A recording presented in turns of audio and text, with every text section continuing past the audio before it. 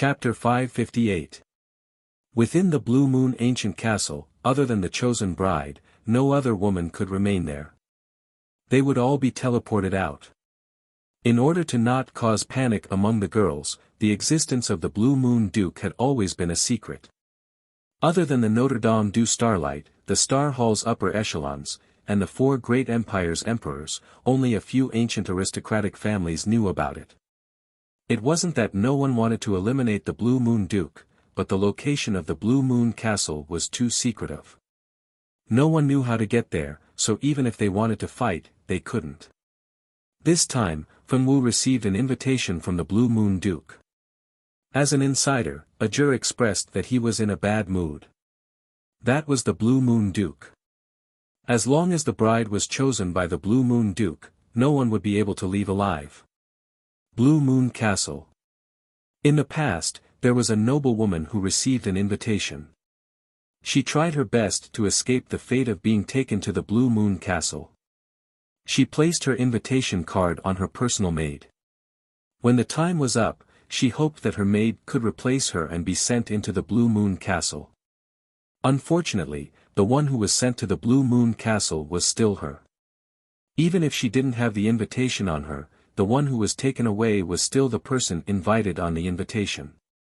There were also people who tried to destroy the invitation. Unfortunately, they didn't know what material the invitation was made of. It was impervious to fire and water, so it couldn't be destroyed. In the hearts of all the women who knew about it, the Blue Moon Castle's wedding invitation was undoubtedly the death notice of the Grim Reaper. It made people's expressions change and they were terrified. There were even some girls who couldn't accept this fact and couldn't stand the pressure. They killed themselves before going to the Blue Moon Castle.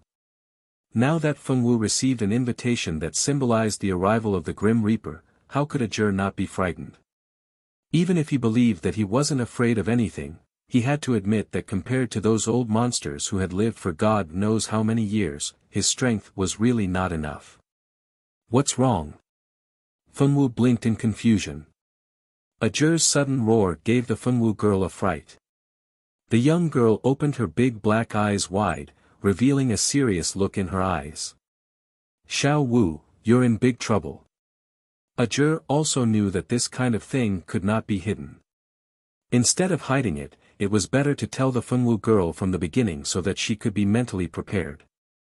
Therefore, after thinking for only 3 seconds, Ajur decided to tell Fengwu everything. After all, as the person involved, Fengwu had the right to know. While Ajur was telling Fengwu about the Blue Moon Castle, Zicheng was holding the same wedding invitation in puzzlement. She didn't have any friends who lived in a place called Blue Moon Castle. Who sent her an invitation? No matter how hard he tried, Zicheng couldn't figure out who it could be. Since she couldn't figure out who sent the invitation, she didn't think too much about it. She casually placed the invitation on the table and left the dormitory. She chatted and laughed with Eve and the others as they went out to eat. Such a big thing happened to Fengwu, of course, it was impossible to hide it. At the first moment, Ajur made the decision to inform Mingxi. After Mingxi knew what had happened, a heavy look flashed across his eyes. If it wasn't for Ajur mentioning it, he would have forgotten that the 100-year period had arrived. It was time for the Duke of Blue Moon to choose a bride. His little girlfriend was actually chosen by the Duke of Blue Moon. This could be said to be a heavy blow to Mingxi. What kind of person was the Duke of Blue Moon? As the successor of the Silver Moon Ancient Kingdom, Mingxi couldn't possibly not know. He was even more clear about what it meant to receive an invitation. He clearly knew that by the time the invitation was sent to Fengwu, it was already too late. No one could stop Fengwu from being taken away, not even his imperial father. However, the Blue Moon Castle wasn't a place that was impossible to go. As long as there was a moon, it wasn't a forbidden area for the Silver Moon Ancient Kingdom. Blue Moon Castle, whether it was the Demon Realm, the Underworld, or even the High and Mighty God Realm, he would definitely go there and bring Fengwu back. Not long after Mingxi received the news that Fengwu was chosen by the Duke of Blue Moon, Mingxi actually returned to school in less than a day. The first thing he did when he returned was to bring Fengwu to his room. Mingxi. Fengwu blinked her big eyes, somewhat puzzled. Be good, close your eyes and don't ask anything. Mingxi said. Okay. Fengwu obediently closed her eyes. She couldn't see that the moment she closed her eyes, Mingxi took out a small knife that emitted a cold light from his chest. He used the small knife to cut his finger. From the tip of Mingxi's finger, a drop of golden blood actually flew out. He directly dripped this drop of blood into Fengwu's forehead. Strangely, after the drop of golden blood came into contact with Fengwu's skin, it didn't fall down. Instead, it directly entered between Fengwu's eyebrows. Fengwu didn't feel any discomfort. Instead, she felt a kind of relaxed and comfortable feeling. She felt as if her entire consciousness was surrounded by a very comfortable feeling. It was extremely comfortable. Mingxi saw the drop of blood enter between Fengwu's eyebrows and the corner of his lips curled up in satisfaction. By the time Fengwu opened her eyes, Mingxi had already put away the small knife. Even the small wound used to drip the blood had disappeared. Xiao Wu, no matter where you go in the future, I will be able to find you. Mingxi pulled Fengwu into his embrace and said this seriously. Okay. Fengwu nodded in confusion. Her eyes were filled with doubt and puzzlement. Not many people knew that Fengwu had received a wedding invitation from Blue Moon Castle. Other than Mingxi and Ajur who knew the true meaning of this wedding invitation, everyone else treated it as an ordinary wedding invitation. Hua Jin also didn't know that Fengwu had encountered a huge crisis. If she was unlucky, Fengwu might have to stay in Blue Moon Castle forever without needing her to do anything. She was still planning to remove Fengwu from Mingxi's heart forever so that Mingxi wouldn't care about her anymore. 3 days before the date on the invitation, Fengwu and the two ladies, Annie and Zilda, went shopping for clothes outside the school. It was said that a woman's wardrobe was always lacking a piece of clothing. This saying wasn't false at all. Zilda was fine as she walked the path of a tomboy, but Annie was definitely a normal beauty. This lady's favorite thing to do was to shop for clothes and all kinds of cosmetics and skincare products. Ever since Zicheng came to this world, he had developed Earth's culinary culture in this place. In addition, he had also incorporated modern fashion design concepts and designed many clothes that were madly loved by the women of Heavenly Wind. He also had women's cosmetics and skincare products, which were the main reason why she was able to earn a lot of money.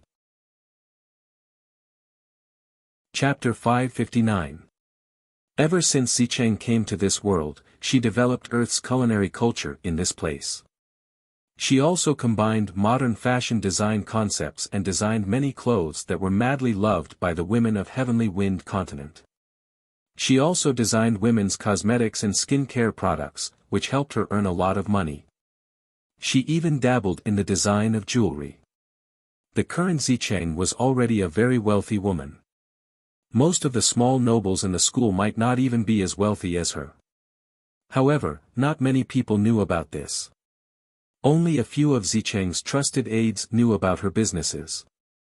The place where Fengwu and the rest came to buy clothes was a clothing store opened by Zicheng in the central city called Shanyi Pavilion. The interior of the store was very high-end. When the three of them entered, there were many customers looking at clothes. The female staff in the store were all wearing the same uniform with a smile on their faces, giving people a feeling of being at home. Once Anika entered the store, she ran to choose clothes. Although Silda was a tomboy, she was still very nervous about her face. Thus, she also went to the store next door to choose some sunscreen products. Swordmasters often practiced their swordsmanship outdoors, so their skin was either darker or a healthy wheat color. There were very few women who had truly fair skin. Fengwu's snow-white skin was also very rare in the swordmaster department. After all, not every girl was born beautiful and wouldn't get tanned no matter how much they tanned. If one was afraid of getting too dark, skin care was very important.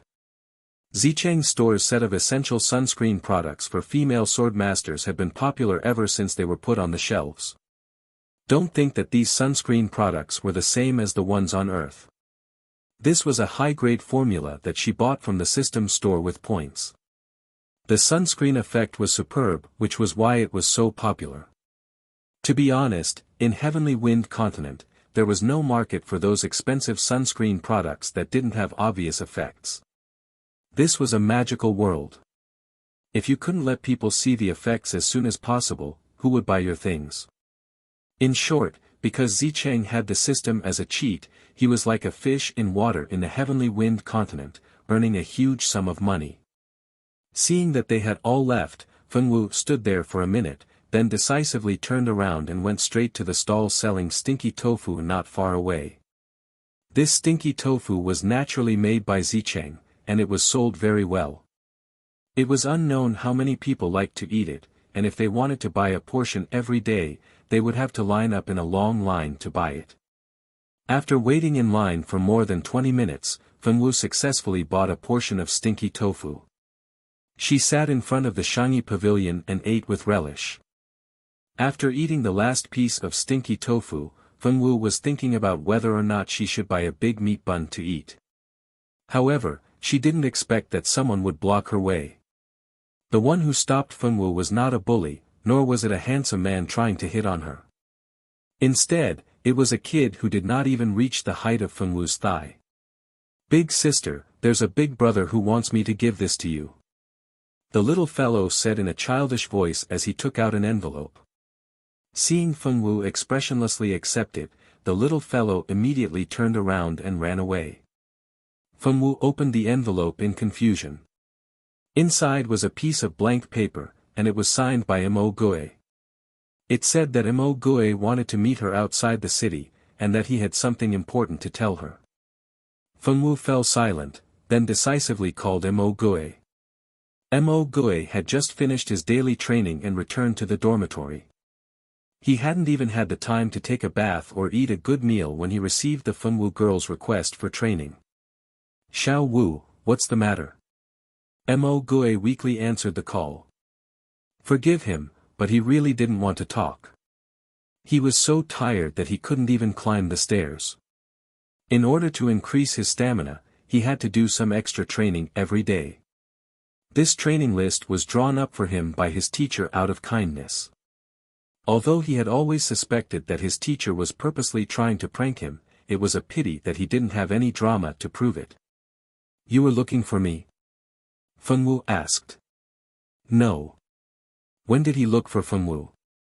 Didn't he just see her in class this morning?" Mo Gui blinked in confusion, not understanding why the Fengwu girl would ask this. "You wrote this?" Fengwu expressionlessly waved the letter in her hand. "What's this? Open it and let me take a closer look." Mo Gui's expression changed. He realized that something was wrong. Could it be that some grandson wanted to use his name to swindle the Fengwu girl? The Fengwu girl obediently opened the letter so that he could clearly see what was written on it. After reading the 10 lines, Mo Gui felt unwell. There really was a grandson who dared to use his name to swindle the Fengwu. "I definitely didn't write this. Xiao Wu, don't believe any letters like this in the future. If I wanted to find you, I would have used the communication crystal to contact you. Why would I write a letter? Also, it doesn't look like my handwriting." Mo Gui was quite angry. Someone actually used his name to scheme against Fengwu. This was simply unforgivable. If he found out who did it, he would definitely beat the person up so badly that even their mother wouldn't recognize them. No matter how bloody and violent he felt, he hurriedly said a bunch of things to the Fengwu girl. He was afraid that the ignorant girl would be tricked by those vicious swindlers. "I know you didn't write it," Fengwu said. "Ah. How could you tell?" The Fengwu girl had actually become smarter. She could even tell that the letter wasn't written by her. Mo Gui felt that it was incredible. "Your handwriting isn't that good," the Fengwu girl said in all seriousness and even nodded her little head seriously. Mo Gui instantly felt like he had received 10,000 points of damage. Was his handwriting that bad? In the Fengwu girl's heart, his handwriting was actually worse than a swindler's. Since you already realized that I didn't write it, why did you still contact me? Mo Gui swallowed a mouthful of blood and asked helplessly. To confirm, the Fengwu girl said. Mo Gui, half an hour later, the two girls who had made Fengwu wait for a long time finally came out of the shop after buying what they wanted. Both of them put the items into their spatial rings. Fengwu wasn't interested in letting them take it out to sea. The three ladies went to a good restaurant and wanted to have a big meal. The three of them asked for a private room and ordered a table of dishes. The speed of the dishes being served was very fast. After a few mouthfuls of the dishes, Annika suddenly felt the world spinning around her. There was something wrong with the food. Annika wanted to remind them, but it was too late. The two girls didn't even have time to say a word before they closed their eyes and fainted on the table. Chapter 560. The three ladies went to a good restaurant and wanted to have a big meal. The three of them asked for a private room and ordered a table of dishes. The speed of the dishes being served was very fast. After a few mouthfuls of the dishes, Annika suddenly felt the world spinning around her. There was something wrong with the food. Annika wanted to remind them, but it was too late. Silda fell with her. The two girls didn't even have time to say a word before they closed their eyes and fainted on the table. Someone outside seemed to have heard the commotion. There were footsteps and two tall men walked in. Why is she still awake? One of the men was shocked to see Fengwu still sitting there eating as if nothing had happened. Since you're fine, why aren't you running or asking for help? Why are you sitting there eating? This isn't the script. Fengwu girl calmly ate a mouthful of food. She didn't seem to be affected by the sudden appearance of the two men.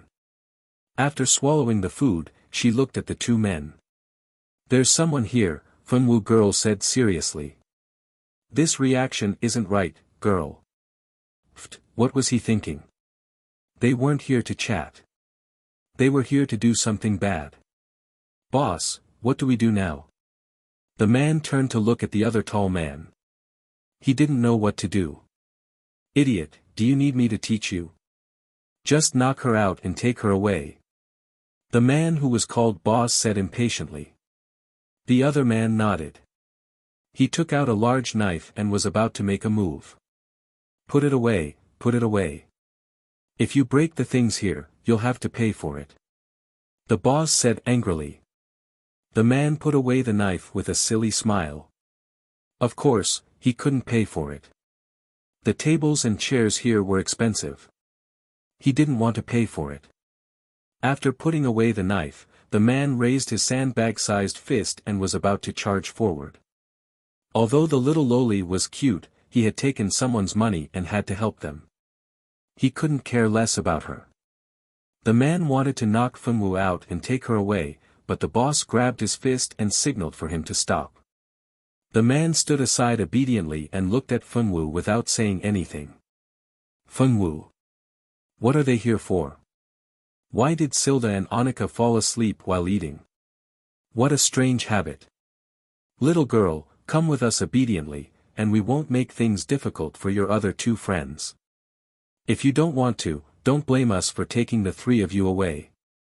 The boss smiled coldly, trying to persuade Fengwu to take the initiative to leave with them.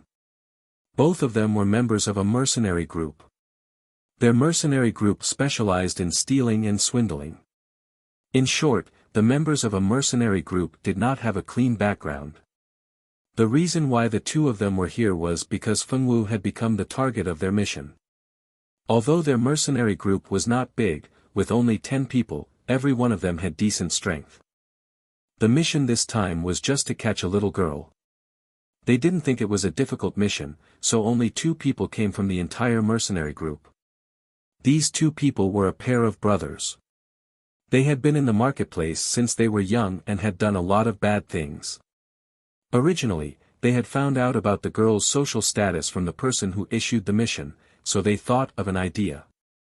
They would pretend to be one of her close friends and write a letter to her, asking her to leave the city alone. Then, the two of them would lie in ambush outside the city. Unexpectedly, the girl didn't follow the plot and used the communication crystal to contact the real person, exposing the letter's scam. The two of them had no choice but to think of another way. They spent a lot of money to bribe the waiter and put a special drug in the food when it was served. Once the three girls fainted, they would be able to take them away from Central City without anyone noticing. Anyway, the employer didn't say that he wanted the girl's life. He just wanted to ruin her reputation. Although they hadn't done this before, it wasn't difficult. They just needed to bring the girls outside and find a place to do them. Then, they would attract some people to watch the scene and it would be done. It was such a simple thing. As long as it was done, they would earn 500 gold coins. They didn't need to kill or set fire to this job. They could even play with the girls openly. It couldn't be better. If it weren't for the two brothers' good mouths and good skills, they wouldn't have such a good job. The plan had been going well, and the other two girls had fainted just as they had expected. However, the most important target was completely fine. What was going on? When they came in, this girl was clearly eating. How could she not have fainted? The two of them couldn't figure it out. The boss felt that this girl was a bit strange.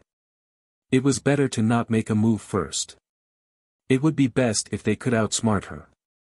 Why should I go with you? Funwu felt that the two of them were very strange. They walked in while others were eating and said strange things. Could it be that they were the lunatics that Irene usually talked about? The Funwu girl's eyes widened. When it came to the word lunatics, Funwu learned it from Irene. Irene said that Eve was a lunatic when she was arguing with Eve. Irene said that lunatics were the kind of people who had problems with their brains. They couldn't be reasoned with. The best way was to ignore them or use force to suppress them. There was definitely something wrong with these two people's brains. If that was the case, then they were really lunatics. Funwu's eyes widened. The two men. Why did they feel that something was wrong? No reason. If you don't want anything to happen to your two classmates, come with us.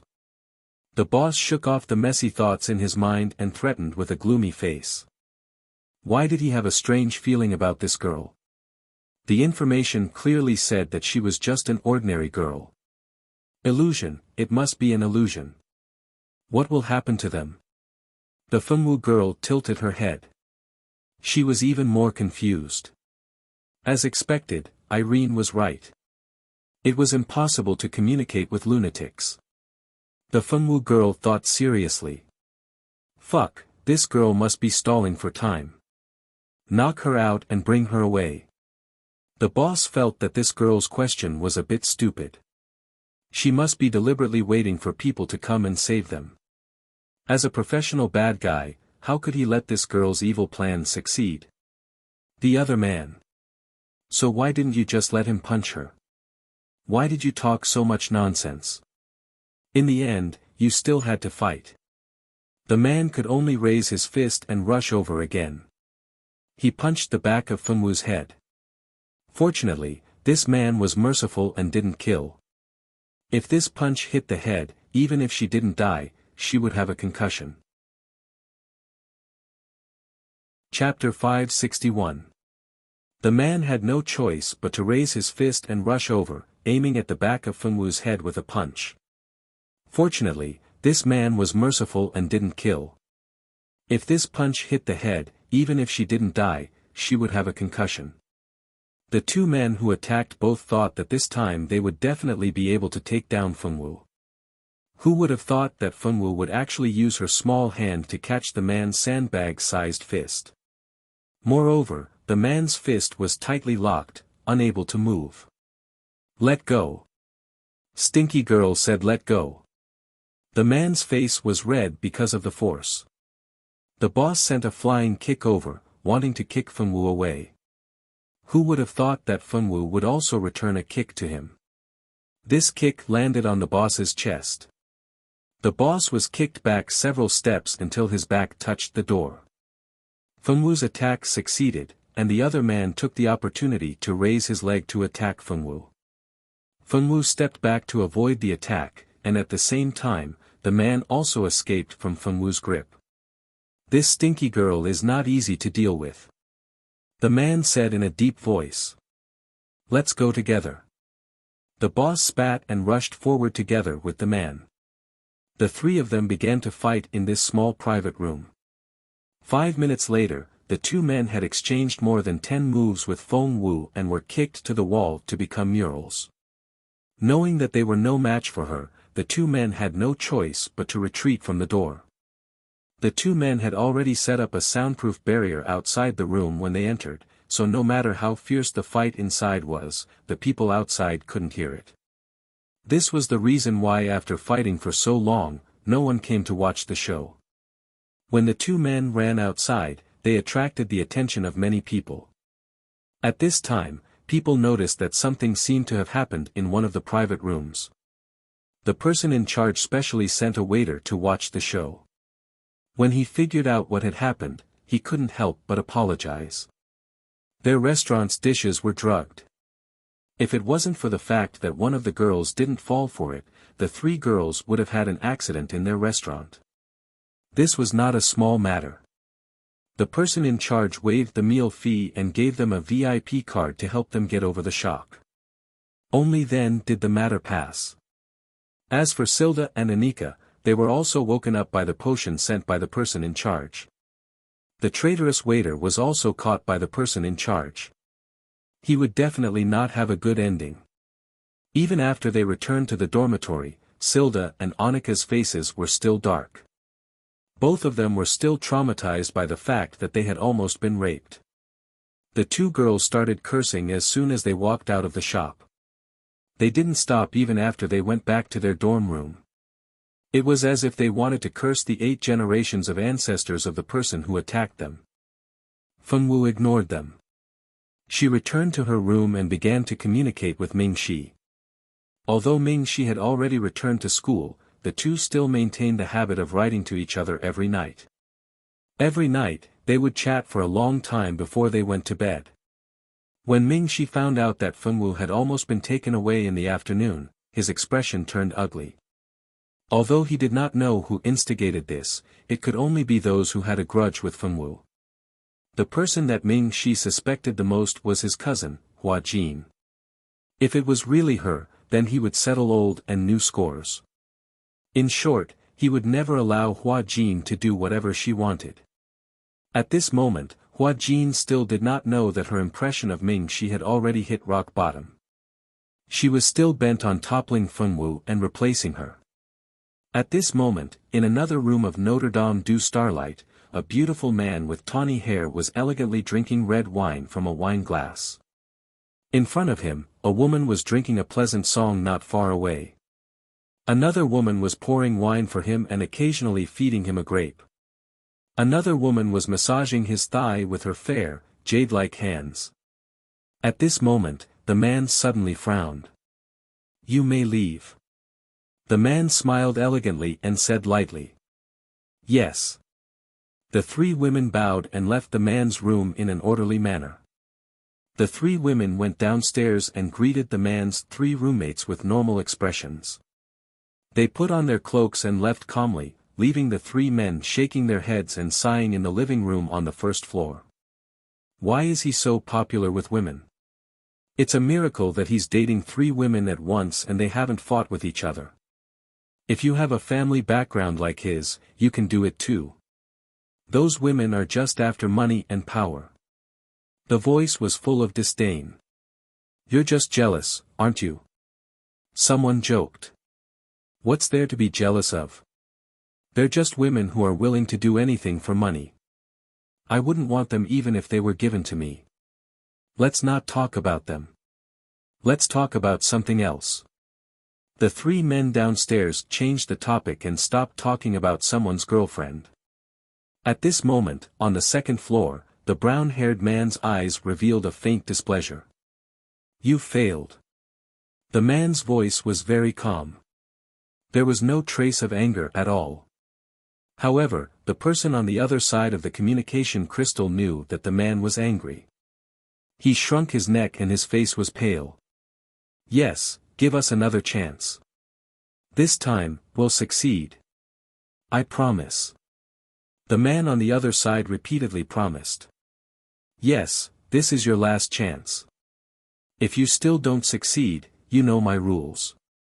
I never keep useless people under me. The brown-haired man said casually. The man on the other side wiped the cold sweat off his face until he hung up the communication. He was the leader of the Hound mercenary group. There were 10 people in their group. Every member was at the bottom of society.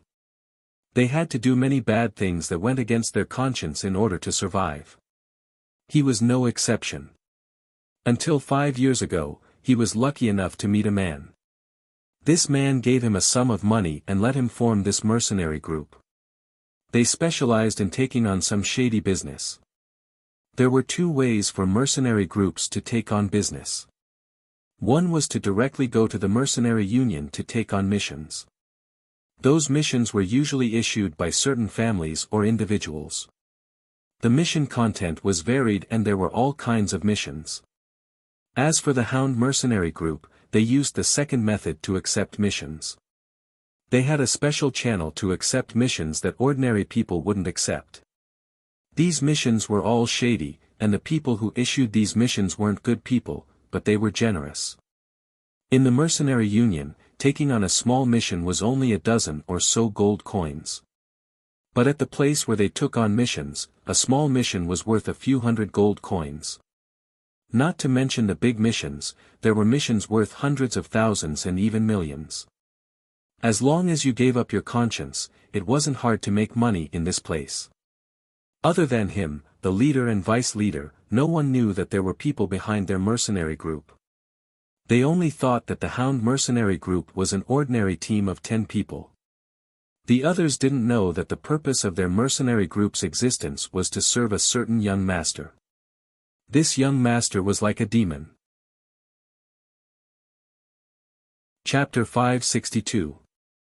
Other than him, the leader and vice leader, no one else knew that there was someone behind them. They thought that the Hound's mercenary group was just an ordinary team of 10 people. No one else knew that the purpose of their mercenary group's existence was to serve a certain young master. This young master was a demon-like existence. After ending the call, the tawny-haired youth looked up slightly with a thoughtful look in his eyes. No one knew what he was thinking about. Why did you fail? Didn't you say that you would definitely succeed? Hua Jin yelled in exasperation on the other end of the communication crystal. The tawny-haired man frowned slightly, a hint of displeasure appearing in his eyes. I'll help you deal with that woman. You don't have to be so anxious. If not for the fact that he needed the item she had obtained from the Silvermoon Ancient Kingdom, he would have killed this detestable woman long ago. Unfortunately, now was not the time to kill her. He had not gotten the item yet, so he had to bear with it for a while longer. But you failed, didn't you? What kind of trash are your subordinates? They can't even defeat a second-year girl. Hua Jin yelled into the communication crystal in her room. Her disgust for Fengwu had reached its peak. Ming Shi's sudden return to the school, and she actually heard the news from someone else. Although most people in the school did not know about Ming Shi's true identity, she still did not know about it. She didn't find it strange that Ming Shi didn't express any intimacy with her. However, in the eyes of those in the know, it was as if Ming Shi didn't care about her at all. She might not be able to become the future wife of a prince or even the Moon Empress. In the eyes of some people, she, Hua Jin, had turned from someone who could be roped into a joke. In their eyes, she had become a clown. If she could not get rid of Fengwu and pull Ming Shi's heart back to her, she would become a joke when Ming Shi's identity was announced in the future. She did not want that. Her dream since young was to be like her aunt and become the noblest woman in Silvermoon, making all the other women kneel before her. No one should think of destroying her dream. Anyone who stands in her way must die. Unknowingly, Hua Jin had already gone further and further down the path of darkness, and there was no way to pull him back. When are you going to get me what I need? Miss Hua Jin, I've already sent people to help you with what you want, but I don't see you doing anything about what I want. The man sneered with a hint of murderous intent in his eyes. Hua Jin, who was originally cursing loudly, could not make a sound at this moment. Although Hua Jin was not strong, he could still clearly sense the warning and murderous intent in the other party's eyes. She believed that if she couldn't fulfill Gammon's request, she would definitely die silently in his hands. She had already realized how perverted this man was when she was working with him.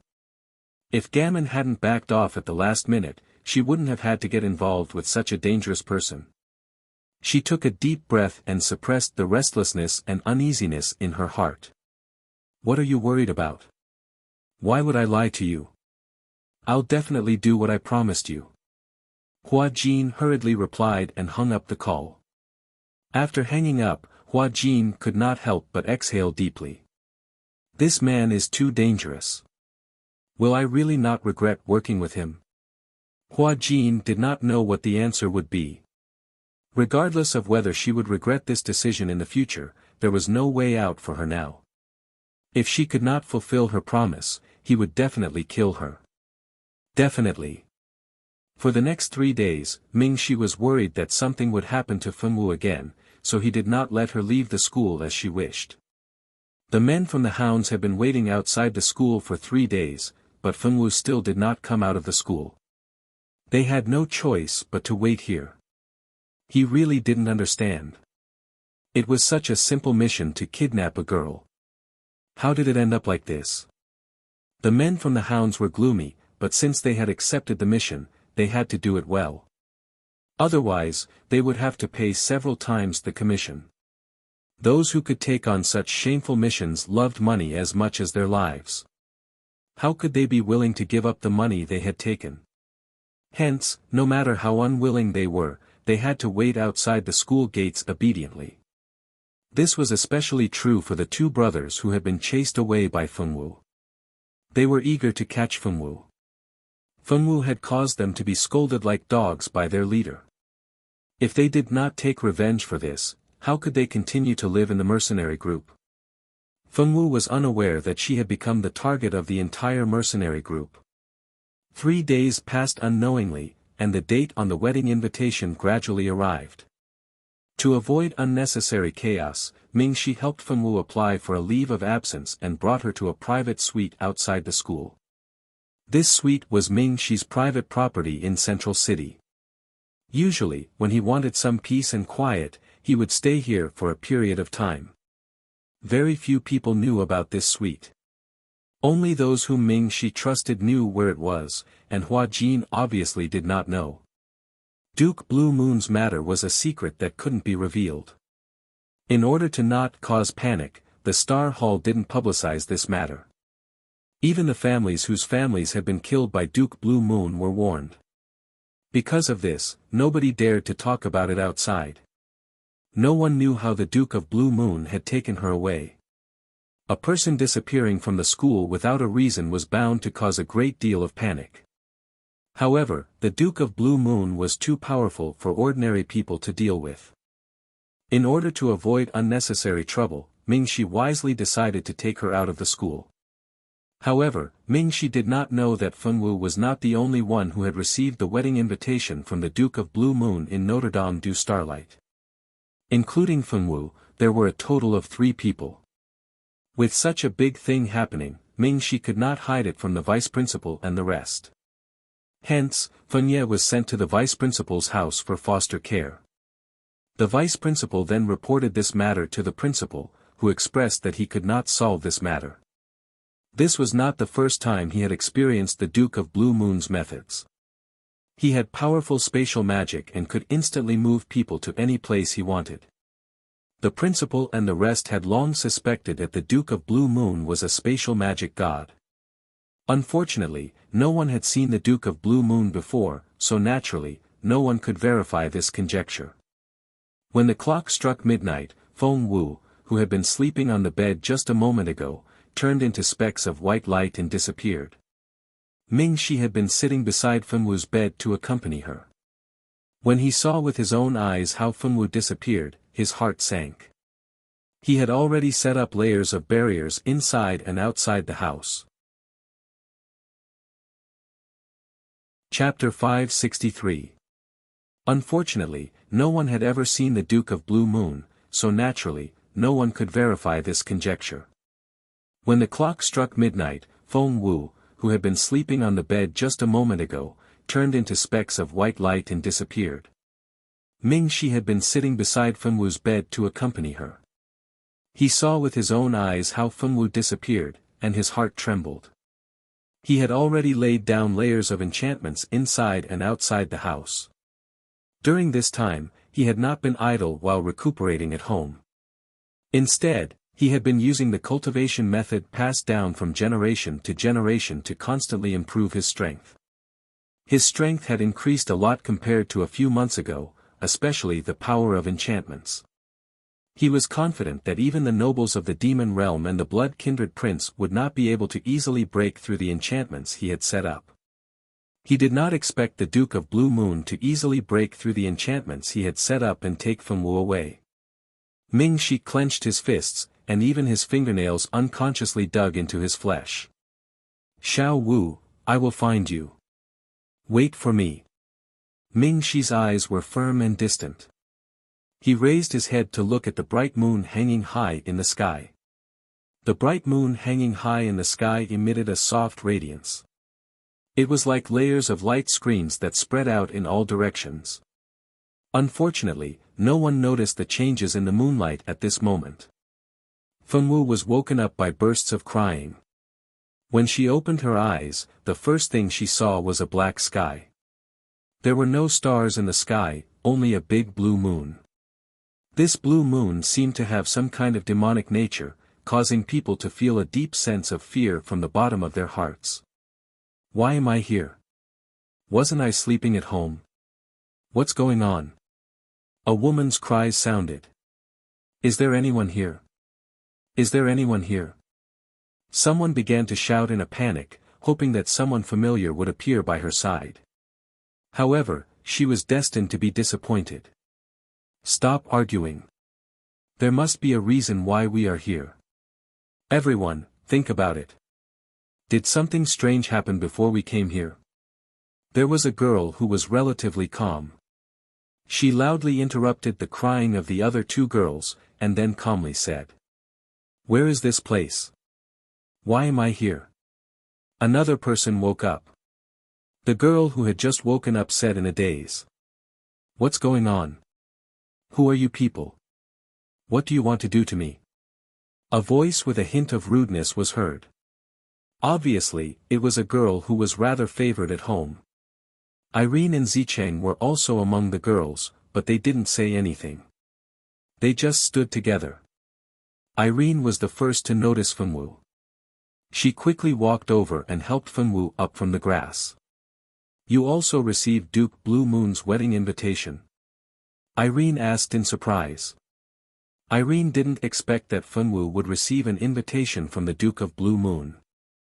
Fenwu didn't exist in the original novel. Fenwu didn't participate in the Duke of Blue Moon's dungeon. In the original novel, there was no such person by Zicheng's side. She had long suspected Fenwu's identity, but after probing many times, she found that Fenwu didn't have any knowledge of modern times. It wasn't until she came into contact with her more that she realized that she might have been wrong from the beginning. Feng temporarily didn't transmigrate from modern times like her, nor was she a reborn person. Instead, she was a transmigrator from ancient times. She had made this discovery after a long time of probing. When she first discovered it, she even felt that there was nothing left to live for. What was wrong with this world? It was one thing for the original female protagonist to be a transmigrator, but now she was the female protagonist. She and Feng Wu had transmigrated, and Xiazhua had been reborn. If Xiazhua's rebirth was the result of the world's natural evolution, then Zicheng had to transmigrate as the female lead because this was a requirement of the plot. Then why did she and Fenwu come here? Why did she and Fenwu transmigrate to this world? She was sure that Fenwu hadn't even read the novel with Zicheng as the female lead. It could be said that she had nothing to do with this world. Irene couldn't figure out why Fenwu had transmigrated. She couldn't ask Fenwu this question because Fenwu had Ming Shi, the big boss, by her side. He was the future Moon King, so it was better not to think of him as her. Because of this idea, Irene had never exposed her identity as a transmigrator in front of Fenwu. Fenwu also didn't think so much. Now that she saw Fenwu in the territory of the Duke of Blue Moon, Irene was shocked. She didn't know if the Duke of Blue Moon and Blue Moon did it on purpose. If it wasn't for the fact that the Duke of Blue Moon couldn't marry a man, would he have brought the reborn Xiaozhua in as well? Irene kept complaining in her mind. Fenwu stood up with Irene's help. After standing up, she realized that the clothes she was wearing didn't seem right. They weren't her clothes. She blinked and looked at the others in confusion. Then she realized that it wasn't just her. Everyone's clothes had been changed, and it was a wedding dress. The 10 girls were all wearing the same blue wedding dress with the same crown on their heads. Even the small leather shoes on their feet were the same. Everything was so strange. It was no wonder these girls were crying and making a fuss. Any normal person who suddenly went to a place they had never been to before and whose clothes and accessories were all changed would already be mentally strong enough to not faint. Yes, Fenwu answered. The Duke of Blue Moon's wedding invitation. The 10 girls were standing very close to each other. Erin didn't try to lower her voice when she spoke, so 2 of the girls who were closer to her overheard her. Could it be that we're here because of the wedding invitation? There was no lack of smart people among the 10 girls. After confirming that everyone had received the so-called Duke of Blue Moon's wedding invitation, all the girls guessed that they were brought here because of the wedding invitation. What's going on? Why did I appear in this place after receiving a wedding invitation out of the blue? Why is this happening? A delicate and weak girl cried pitifully. Unfortunately, there were only girls here. No one was in the mood to appreciate her beautiful crying. Who brought us here? What's her purpose? Another girl said uneasily while twisting her fingers. What other purpose could there be? To choose a bride to make a doll, Irene secretly complained in her heart. However, she could only think about it in her heart. She couldn't say it out loud because it wasn't something that a daughter of a small family like her could know. Moreover, it wasn't good to let them know too much at this time. What if they couldn't take it and directly committed suicide here? Daring to disrupt the Duke of Blue Moon's wedding game was a serious crime. They would die very miserably. Chapter 564. However, she could only think about it in her heart. She couldn't say it out loud because it wasn't something that a legitimate daughter of a small family like her could know. Moreover, it wouldn't be good to let them know too much at this time. What if they couldn't stand it and directly committed suicide here? Daring to disrupt the wife selection game of the Duke of Blue Moon was a serious crime. They would die very miserably. Irene was still very afraid of the mysterious Duke of Blue Moon in the original novel. No, it should be said that she was very afraid of him. Other than Irene, who had read the original novel, the other girls were scared and confused. Probably because they hadn't seen the means of the Duke of Blue Moon, no one felt despair. Ladies, welcome to the Blue Moon Castle. I am the manager of the Blue Moon Castle, Mo Yen. Here, I sincerely welcome you ladies on behalf of the Duke. At some point, a man in a black robe appeared not far away from the 10 girls. This man had black hair and looked to be in his 40s. He walked silently. No one knew how long he had been standing there. Among the 10 girls, including Fenwu, no one discovered his existence. Ah! Who are you? What is your purpose? You want money, right? I will give you a lot of money. Let me go home quickly. If you don't let me go, my father won't let you go. The girl who spoke obviously didn't have the consciousness of being in danger.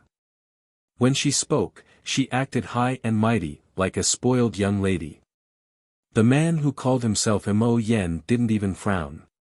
Miss Simia really knows how to joke. Since you can come here, it means that you have the opportunity to become the Duke's bride. This is a supreme honor. Please don't say such rude words again. When he spoke of the Duke of Blue Moon, Mo Yan's eyes were full of reverence and admiration, as well as a trace of madness.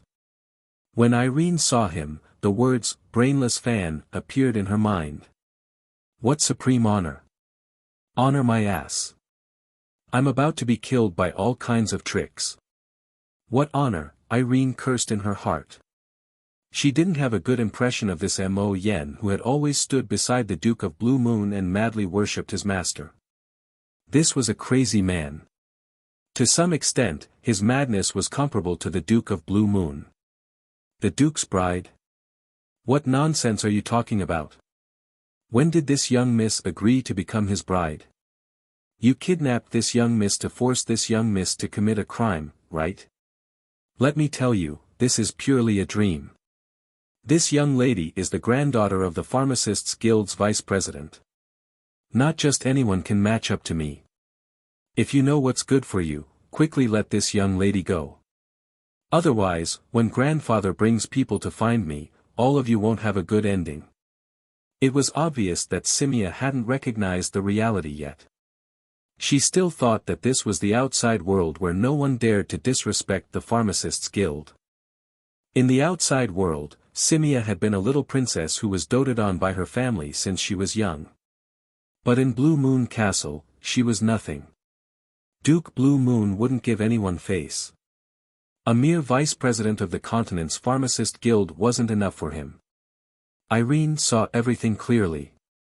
Fengwu stood quietly at the side and watched Simia and the man called Mo Yen argue without saying a word. Zicheng also didn't say anything. If it was any other time, she wouldn't mind trying to curry favor with the granddaughter of the Pharmacists Guild's vice president. But ever since she came to this place, she had a very ominous premonition. She believed that her premonition wouldn't appear for no reason. Before she figured out the danger of this place and the owner of this place, she couldn't rashly confront the people here. Just based on the fact that the other party could bring her from the school to this place without alerting anyone, she had to admit that the other party's strength was more than twice as high as her current strength. The others weren't so calm. When they saw Simia reveal her identity and wanted the other party to let her go, 2 other girls did the same. These 2 girls also had good family backgrounds. With their status, they believed that anyone on the continent would be willing to give them some face.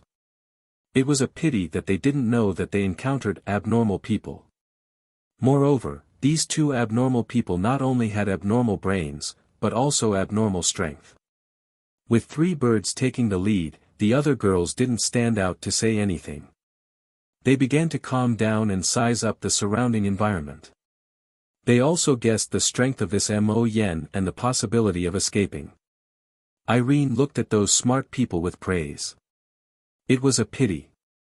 If they weren't chosen, they would have a good life after marrying into any aristocratic family. Just this temperament alone is enough to pass the test. Unfortunately, no matter how good their temperament is, it's useless. This place can only be entered but not exited.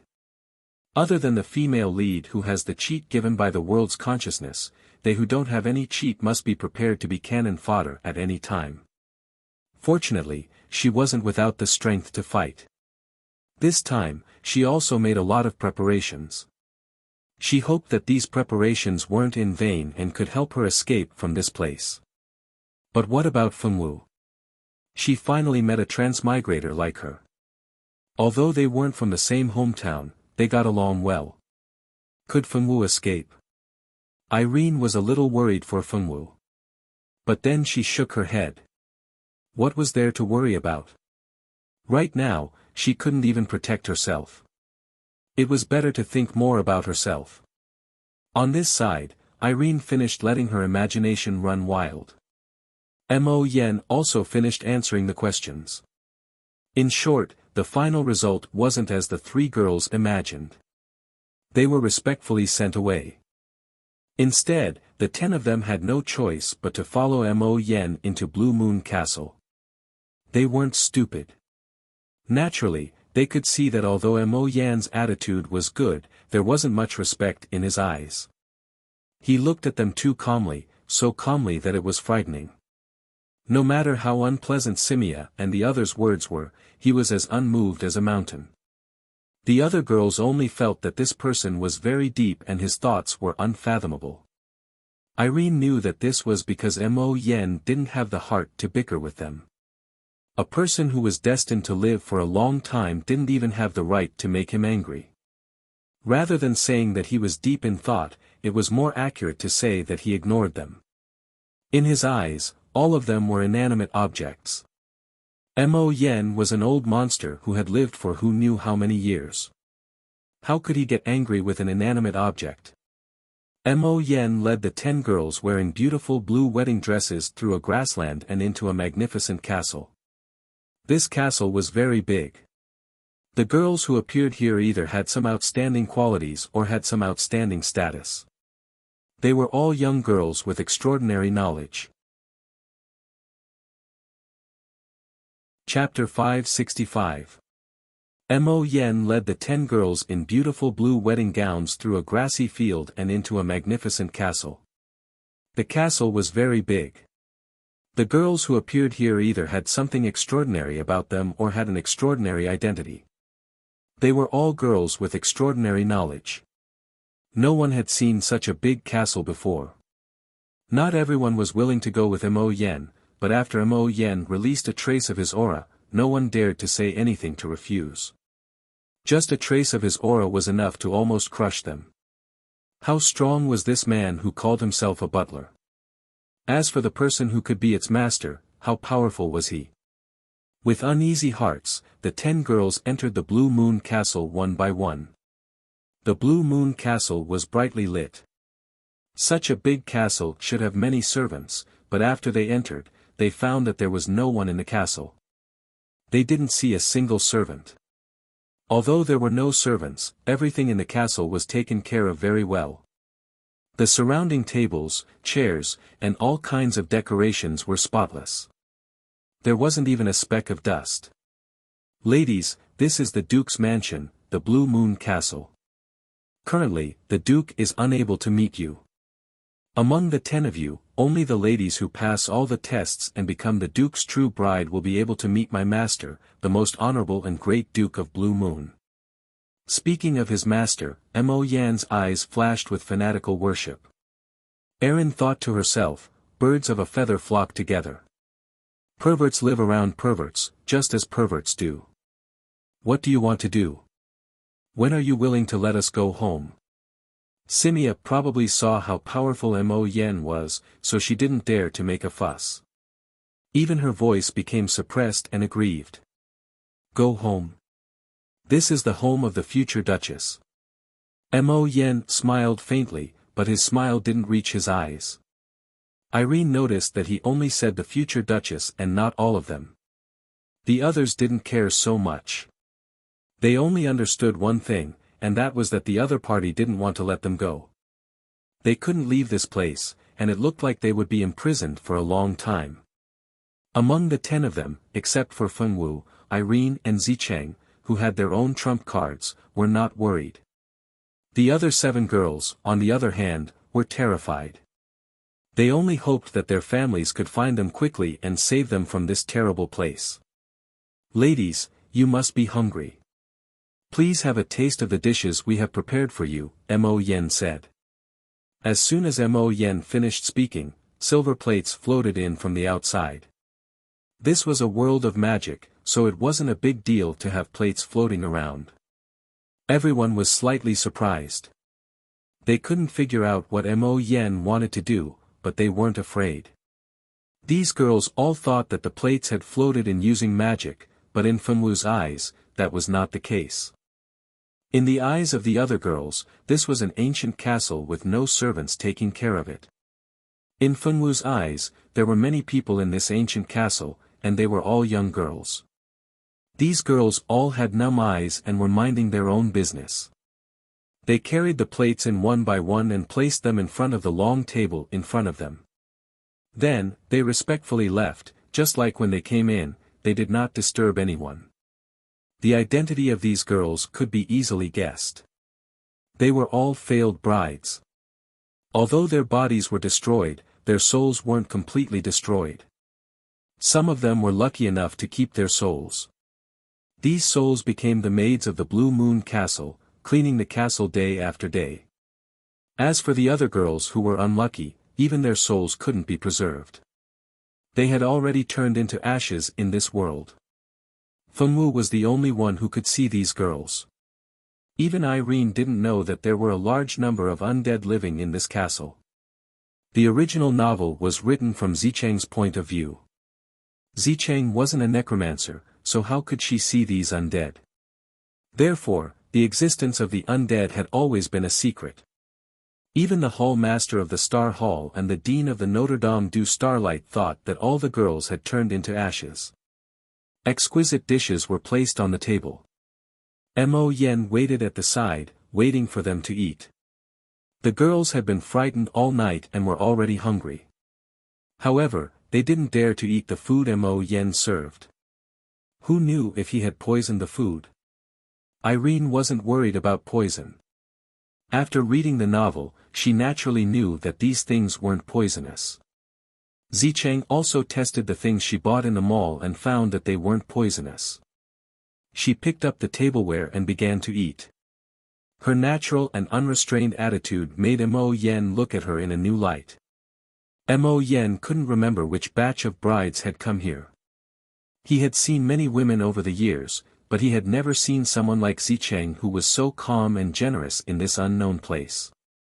Perhaps this girl had a great chance to become the next century-old bride. The reason why they were called century-old brides was that the Blue Moon Duke's wife would change every 100 years. After 100 years, there would be another beautiful woman to fill the position. The previous century-old bride had been the Duchess for 100 years. And from this batch of girls, there would be the next century-old bride. Among these girls, he hoped that there would be a wife who could satisfy the Duke. He didn't want the Duke to get tired of them too early. Although their abilities were far greater than that of humans, this human world wasn't a place where they could frequent. The world's consciousness wouldn't allow them to do so. The people of Star Hall and Star Music Academy also didn't want to appear often.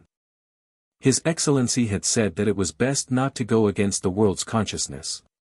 This wasn't good for outsiders like them. And the people of Star Hall and Notre Dame du Starlight, as the world's top forces, the Duke didn't want to casually become enemies with them. It was best if they didn't have anything to do with each other. He knew that Star Hall and Notre Dame du Starlight had wanted to catch the Duke for a long time. Unfortunately, no matter what method they used, they couldn't come to the Blue Moon world created by His Excellency. In this world, without His Excellency's permission, no one could reach it. Because they couldn't find where His Excellency was, the top forces of the human world couldn't attack, and the Blue Moon world had been able to maintain peace. Although he didn't know how long this peace could be maintained, at least before the human experts found a way to enter the Blue Moon world, no one would be able to become the Duke's enemy. When the Duke got tired of playing the game of finding a bride, they might leave this world and go to another place. At that time, the matters here would no longer have anything to do with them. He hoped that the bride this time would be able to interest His Excellency a little. He had to let His Excellency play to his heart's content. Chapter 566. No one was talking at the table. The girl ate the delicacies on her plate mechanically. These were all good things that were hard to come by. Even people born in aristocratic families could not eat them every day. The food on the plate was absolutely delicious. However, out of the 10 girls, at least 9 of them were not in the mood to appreciate these delicacies.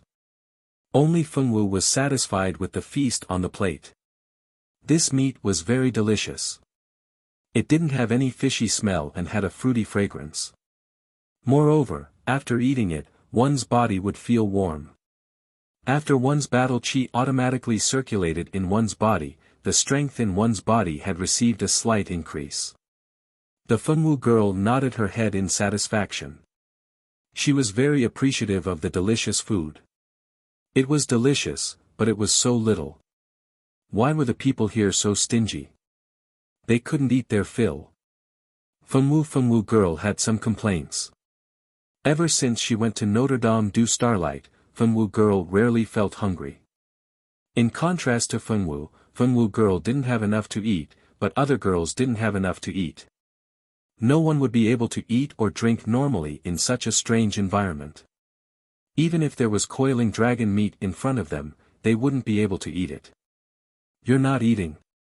Fenwu saw that the girl opposite her had only eaten a few mouthfuls and there was still more than half of the food left, so she looked at her with bright eyes. The only thing missing from her small eyes was the word, "Please feed," written all over her face. I can't eat. The girl's expression froze. She muttered in her heart, who is this girl? We're already in a wolf's den, yet you can still eat and drink so much. Your appetite is too good. I'll help you eat it. The Fenwu girl squinted her eyes, her small mouth glistening with oil. Take it if you want. The girl pushed the untouched food in front of Fenwu. The Fenwu girl took it expressionlessly and then looked at the other girls who didn't touch their utensils. The other girls couldn't help but draw 3 black lines on their foreheads. Who is this foodie? You can still eat in this kind of environment. You're too awesome. Since they couldn't eat it anyway, the girls didn't wait for Fenwu to speak and generously pushed the food to Fenwu so that she could eat as much as she wanted. There were also 2 girls who muttered in a low voice. It was the words of an ignorant country bumpkin, but they did not dare to mock loudly at this time. In a dangerous situation, the usually unruly and willful young ladies did not have the mood to mock others. Fenwu ate very quickly and finished everything in a few minutes. The corners of Irene and Zicheng's mouths twitched. His eating speed was amazing. After the meal, butler Missouri Yen brought them to another room. This room was very luxuriously decorated. The room was filled with sparkling crystal products. When the light shone on them, the whole room was so dazzling that they couldn't help but cover their eyes. The girls couldn't help but cover their eyes. What kind of room was this? It was too deceptive. Who would make a room so dazzling? Butler Missouri Yen seemed to be used to this and didn't care about this dazzling light. Ladies, please sit down. In this room, you will soon face the first round of the test. Among the 10 of you, only one can stay until the end. If you can't become the Duke's wife, you can only die. So ladies, do your best to survive. Only the last one can see His Highness the Duke and become the mistress of Blue Moon Castle. The girls looked at each other in dismay. They felt an unprecedented fear and seriousness in their hearts. Did he want them to kill each other? When everyone was still thinking about what Butler Missouri Yen wanted to do, they found that their environment had changed. They were not in the room just now, but appeared in a forest. Right above the forest, there was a blue moon. Fenwu stood alone in a corner of the forest. No one knew when, but a white card appeared in her hand. There was only one sentence on the card. Kill one of the 10 people. Time limit, 2 hours. If not done within 2 hours, you will be erased. Not only Fenwu, but in every corner of the forest, the 10 girls all had the same card. If they didn't want to kill, they would die. If their skills were not good enough, they would also die. This Duke's bride selection could be said to be full of blood. In the end, the winner would have a superior temperament and methods. But they didn't know that the last one would also die. Although they could leave a complete corpse, their souls would be sealed in their bodies forever. They couldn't speak or move. Those girls who were made into puppets probably regretted more than once why they stayed until the end. They might as well just die. Irene sighed. This Duke Blue Moon was really a big pervert. Squeezing the card in her hand, Irene's eyes flashed with determination. She had to live until the end. Fenwu looked at the card and casually threw it to the side. Then, she lifted her foot and walked into the forest. Some of the other girls made up their minds to destroy the card. Some directly hugged their heads and cried. After crying, a trace of ruthlessness flashed in their eyes. Girls who could survive in a big family would never be so weak as to wait for death. Until the last moment, who would give up the chance to live? No one wanted to question the authenticity of the information on the card. They all felt that if they couldn't do what it said, they would really die.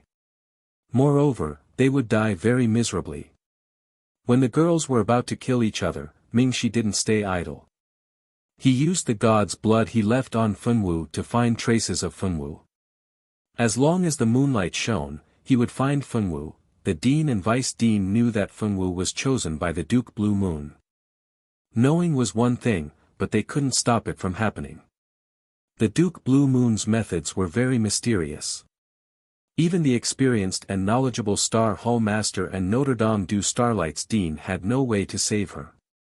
At the same time, Irene and Zicheng went missing from the school. In order to not cause unnecessary panic, the school naturally concealed this matter. As for the other girls who received the Duke Blue Moon's wedding invitation, their identities were also calculated. These girls were all beautiful and talented. The disappearance of these girls was also concealed. If the existence of the Duke Blue Moon was revealed, it would only cause panic among the girls. Before there was a solution, it was better not to say anything. The families of the girls didn't know about the Duke Blue Moon. Most of them thought that their children were kidnapped and were frantically looking for them. No one would have thought that the girls had already left the Heavenly Wind continent and went to another world that existed in the cracks between planes, the Blue Moon world. Fenwu's friends hid this from the Feng family. Even if they told them about this matter, it would be useless. Although the Feng family was powerful, they were helpless against a colossus like the Duke Blue Moon. On the Heavenly Wind continent, those who knew about this matter were worried for Fenwu. Xiaozhua was also worried for Irene. Before Irene was taken away, he actually told Xiaozhua that he would be taken to the Blue Moon Castle. Chapter 567. Fenwu's friends kept it a secret from the Feng clan. Even if they told them about this, it would be useless. Although the Feng clan was powerful, they were helpless against a colossus like the Blue Moon Duke. On the Heavenly Wind continent, those who knew about this matter were worried for Fenwu. Xiaozhua was also worried for Irene. Before Irene was taken away, he actually told Xiaozhua that he would be brought to the Blue Moon Castle. Xiaozhua wanted to use this opportunity to create some accidents and make Zicheng stay in the Blue Moon world forever, but Irene rejected his idea. Zicheng was the female lead. He had the great world's fate protecting him. It was still possible to make the female lead suffer a loss. However, things like killing the female lead couldn't be done. If he did, he might be obliterated by the world's consciousness. Because of Irene's obstruction and unwillingness to cooperate, Xiaozhua's plan to use this opportunity to get rid of Zicheng naturally couldn't be carried out. Now that Irene had entered the Blue Moon world, Xiaozhua was also worried about the safety of this comrade in arms. Now, the two of them were allies against the enemy. If something happened to Irene, there wouldn't be anyone to help him in the future. Eve also had suspicions about Zicheng's disappearance. Zicheng suddenly disappeared overnight. The school's explanation was that Zicheng had gone to carry out a secret mission issued by the school and wouldn't be back for a while. Eve didn't believe it. Zicheng never mentioned any secret mission. Moreover, she and Zicheng had made an appointment to buy clothes together the next day. How could Zicheng suddenly disappear without a word? This wasn't something Zicheng would do. Although Eve suspected that the school teachers were lying, she didn't have any evidence to prove it. Moreover, an arm couldn't twist a leg. How could she fight against the entire school alone? Eve was extremely anxious, but there was nothing she could do. It was impossible for Fenwu and the other girls to know how anxious the people in the outside world were. At this moment, Fenwu held a pure sword in her hand and slit a girl's throat. After killing the girl, she found herself back in the room she was in earlier. Butler Missouri Yen was looking at her with a smile. Not far from her were 3 other girls, Zicheng and Irene. Just now, when someone suddenly attacked her, she felt a deep sense of malice. That poisonous gaze let Fenwu know that that person really wanted to kill her. Her master had said that being merciful to the enemy was being cruel to oneself. When that girl tried to kill her, Fenwu had never thought of being merciful. His master had said that if he were to show mercy to his enemies, it might not be long before he would bring about a troublesome enemy. This was because people who had failed once would learn from their experience and wouldn't let themselves fail in the same place again. They would become more and more difficult to deal with. Therefore, it was better to kill at the beginning. Fenwu was an obedient child. She always listened to her master's words. For example, last time when Eve wanted to kill her, if it weren't for Ming Shi and the others stopping her, Fenwu definitely wouldn't have let Eve live. This time, no one came out to stop her, so Fenwu easily killed the person who wanted to kill her. After Fenwu, another girl was teleported out. This girl wasn't as calm as Fenwu. Her hands and clothes were stained with blood. At first glance, it was obvious that she had been through a fierce battle. When she found herself back in the room, unharmed, she relaxed and burst into tears. Fortunately, she only cried a few times and stopped crying. She didn't forget where she was. This wasn't a place where she could cry as she pleased. Ladies, you all performed very well. Today's test is over. You can all go and rest. Later, the maids will bring you to your rooms. Mo Yen nodded with satisfaction and said. Hearing that they didn't have to continue fighting, all the girls breathed a sigh of relief. Although Irene and Zicheng were girls with good fighting strength, they didn't want to fight with others for no reason. These girls were innocent. Everyone just wanted to live on and be the last one to survive. If they could live well, who would want to die so easily? Soon, rows of maids dressed in white appeared. These girls seemed to have suddenly appeared at the same time. The maids brought them to their rooms. When they walked around the castle, many maids were working on the side. When they saw them, their expressions were very calm. There was no fluctuation in their eyes. They were like cold corpses. Besides working, they didn't have any thoughts. Seeing these lifeless girls like puppets, the 5 surviving girls were inexplicably horrified. Why did so many maids suddenly appear? They clearly weren't here when they were eating. Fenwu. Obviously, they were here all along. It's just that you didn't see them just now. Back in her room, Fenwu fell asleep on the bed. The bed was very big and the room was very beautiful. However, it was cold and there was no trace of life. Even if Fenwu's nerves were thick, she knew that it was unwise to sleep in this kind of place. So she sat up on the bed and sat cross-legged to cultivate Do Qi. The laws of this world only allowed energy to exist in 2 forms. One was magic, and the other was Do Qi. The internal energy that she cultivated before had long become Do Qi that flowed in her body. After cultivating Do Qi for a while, Fenwu felt that the fatigue in her body had disappeared. Her spirit was also a lot better. She felt a little hungry, so she took out a lot of food from her space ring and stuffed it into her mouth. Fenwu looked at the blue wedding dress on her body. Although this dress was very gorgeous, it was inconvenient to wear. Fenwu wanted to take off the dress, but found that it was impossible to take it off. After frowning, she gave up. Irene cultivated for a while and began to plan what to do next. There would be another test tomorrow. At that time, one of the 5 of them would die. After that, one person would die every day until there was only one person left. Recalling the plot, she roughly knew what they were going to face tomorrow. If today's events in the forest were an appetizer, then tomorrow's events would be the main course. Tomorrow, 4 out of the 5 of them would survive. She had the information that she could survive. Zicheng should also be fine. Fengwu's sword was very unusual. It wouldn't be difficult for her to survive. Thinking about it this way, the one who would die tomorrow should be one of the remaining 2. While Irene was thinking about who would die tomorrow, Zicheng was also communicating with the system.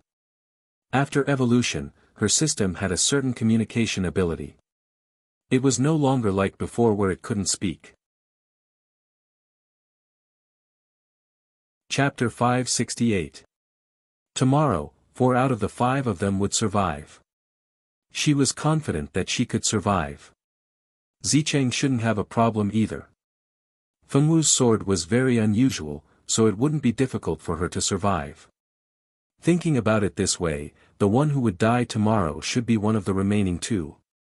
While Irene was thinking about who would die tomorrow, Zicheng was also communicating with the system. After evolution, her system had a certain communication ability.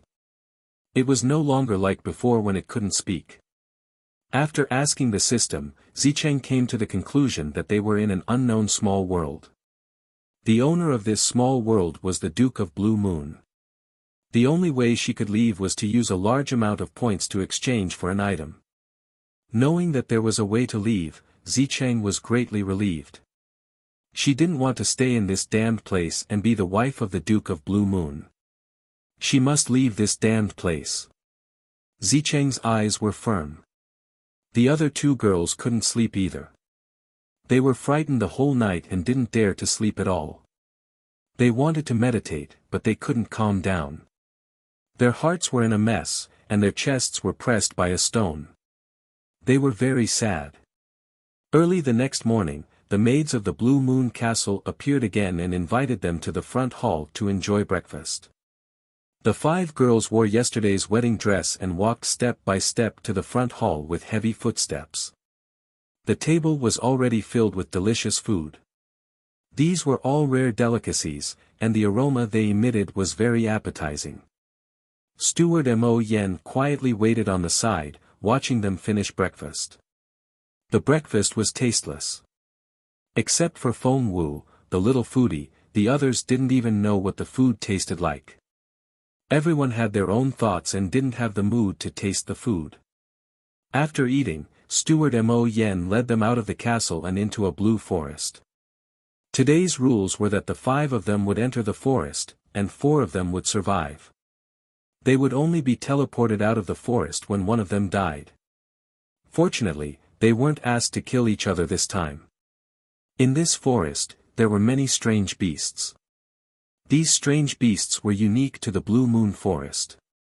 They were powerful and bloodthirsty, and their skin was thick. If one wasn't careful, they would be bitten to death. After Mo Yen explained the rules, he disappeared into the forest. At the same time, the forest was sealed by a barrier. Unless one person died, no one could leave. One after another, blue exotic beasts appeared around the 5 of them silently, surrounding them with ferocious looks in their eyes. Don't come over. A girl raised her wand and cried with red eyes. What kind of monster is this? The other girl was so scared that her hands and feet turned cold. Her heart was also flustered. These monsters gave her the feeling that they were too strong. They were definitely not something that a teenage girl like her could deal with. Irene also took out her staff and prepared for battle. Zicheng's eyes flashed with something, and his lips pursed. Fengwu raised her sword, and her small face was expressionless. The sword spirit inside the pure sword, Xiaochun, was a little puzzled. What are these things? They feel so strange. They don't seem like creatures from the human world, the demon world, the god world, or even the underworld. What the hell is this? Of course, Xiaochun couldn't recognize these blue exotic beasts. They were all creatures created by the Duke of the Blue Moon Forest with his own power. They didn't have the ability to think, only the instinct to kill. They had no ability to resist their master, the Duke of the Blue Moon Forest. Although the Duke of the Blue Moon Forest didn't order them to attack, their instinct to kill still made them surround the intruding girls. Roar! Waves of earth-shattering roars came out. The girls raised their weapons and faced these exotic beasts. The exotic beasts were extremely ferocious. In just a moment, someone was already injured. The sweet smell of blood made these exotic beasts even crazier. Fengwu relied on her flirtatious movements and extraordinary swordsmanship to move among these exotic beasts. She wasn't injured. Irene had already received the inheritance of the wood magic god. She had many secret techniques to save her life. In addition, she got many good things before Zicheng. These were all her trump cards. Although it was a little difficult to deal with these exotic beasts, her life wasn't in danger. Zicheng was the female lead of the original novel. As the female lead, she must have great luck. Nothing could happen to her. Only the remaining two girls looked rather dangerous. Both of them were stained with blood. Perhaps it was because they had lost a lot of blood, but they looked very miserable. At this time, one of the girls suddenly rushed towards Fengwu and the other two. She probably saw that the three of them were relatively relaxed and wanted to get close to them. Seeing this, the other girl also moved over. Fengwu frowned and moved to the side. One must always be vigilant. After being plotted against a few times, Fengwu understood the deeper meaning behind her master's words. Irene also moved back slightly. Zicheng was still fighting on the spot and didn't deliberately move away. At this time, Zicheng obviously wouldn't save the two of them. She wasn't that stupid. Moreover, Zicheng was only a fake saint. The reason why she was a saint was to earn favorability points. She didn't really have any sympathy. The reason why she didn't move was because she had enough confidence. Even if someone wanted to plot against her, they wouldn't be able to do it. Since that was the case, there was no need for her to dodge. The two injured girls hid beside Zicheng. With the protection of the female lead, Zicheng, they felt a lot more relaxed. One of the girl's eyes flashed with cold-killing intent and determination as she faced the enemy. Out of 5 people, only 4 would survive. She had to be the one to survive. The other girl obviously had the same idea. They both looked at Zicheng at the same time. This girl was very strong, and she had many high-level scrolls and potions on her. She would definitely be a strong competitor in the future. Instead of getting rid of this person who was about the same strength as them, they might as well get rid of a strong person together and increase their chances of survival. The two girls exchanged glances and made a decision.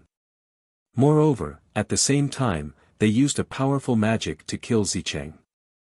Irene was killing monsters on the side while watching the two of them court death. You're even willing to kill the female lead. You're awesome.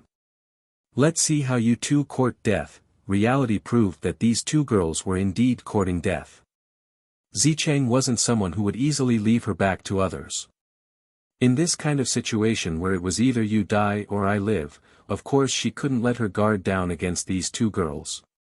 The moment the two girls made their move, Zicheng's magic staff had already condensed a powerful magic and attacked the two girls. This attack carried a dense fire element aura. This was a very high-level fire element spell. Chapter 569. The truth proved that these two ladies were indeed courting death. Zicheng was not someone who would easily show his back to others. In this kind of situation where it was either you die or I live, it was impossible for him not to guard against these two ladies.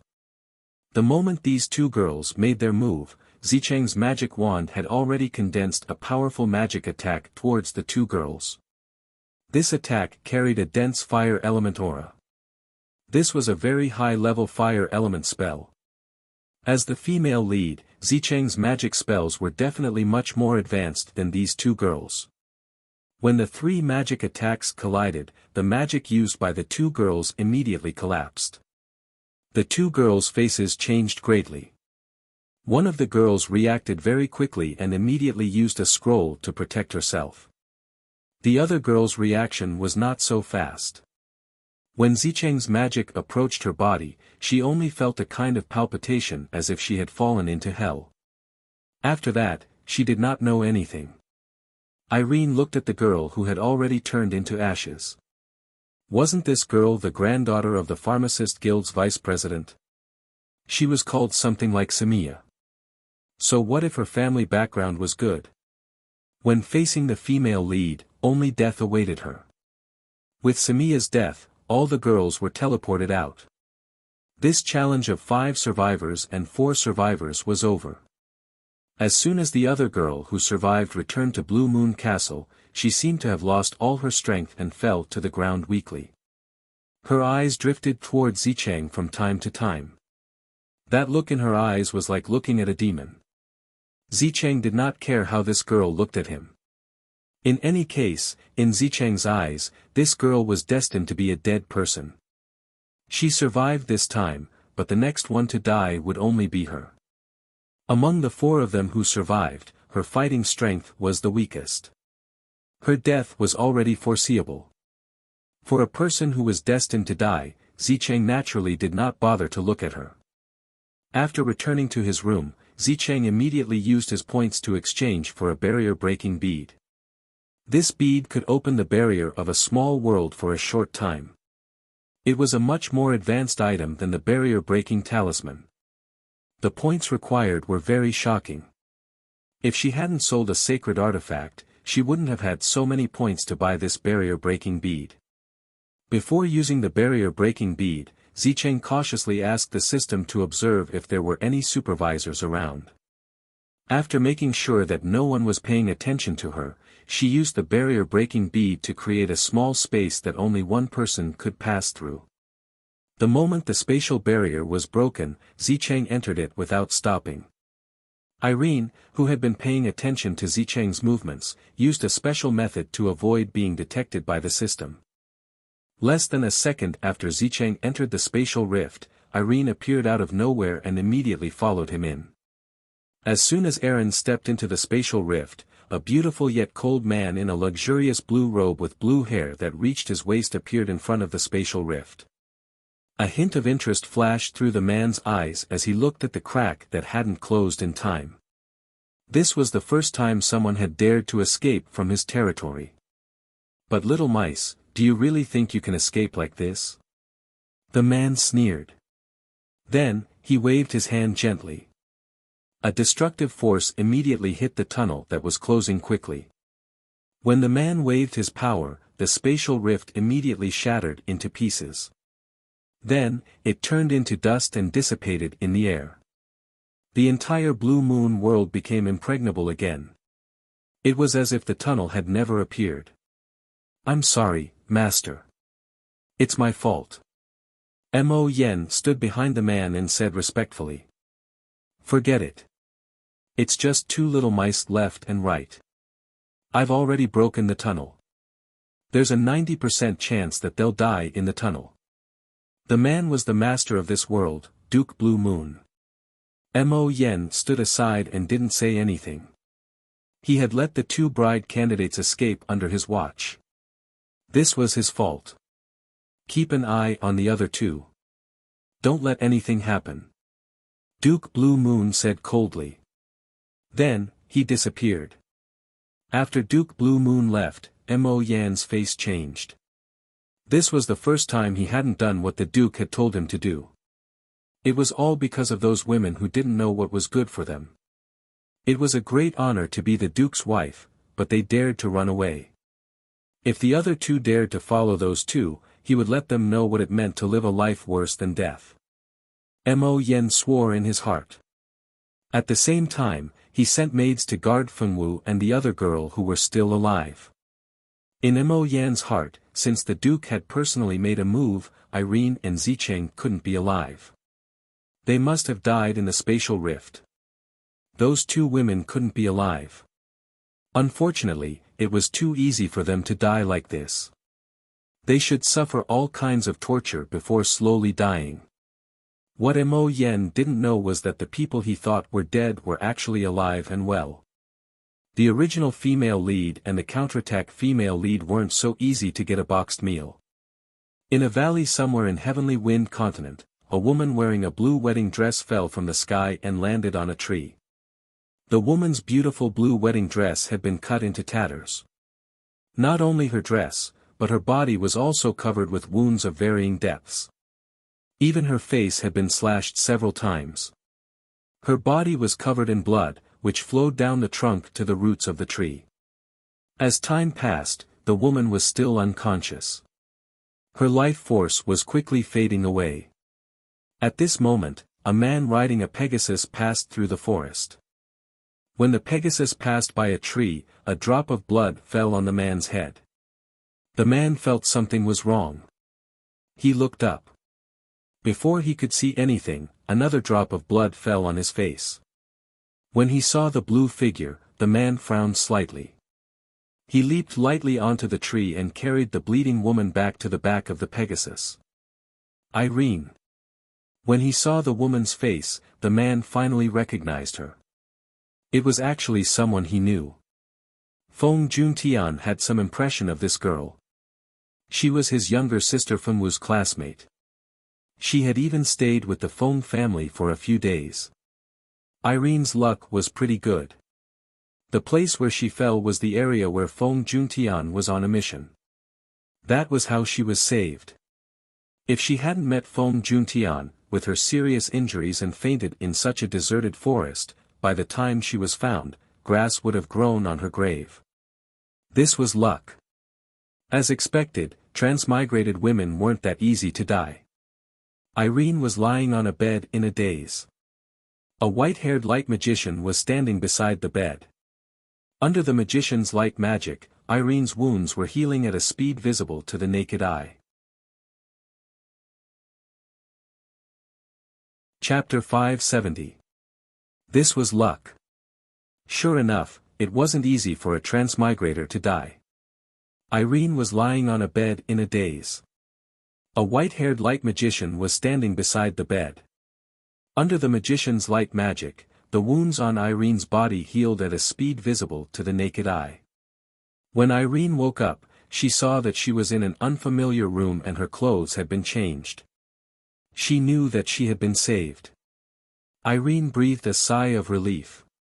When the passage to the outside world was attacked, the entire space was extremely unstable. Before she could react, she had fallen out of the broken passage. She thought that she was dead. After all, she didn't even have the strength to enter the space at that time. If she hadn't been saved, she didn't know if she would have survived. No matter who the person who saved him was, he had to thank that person properly.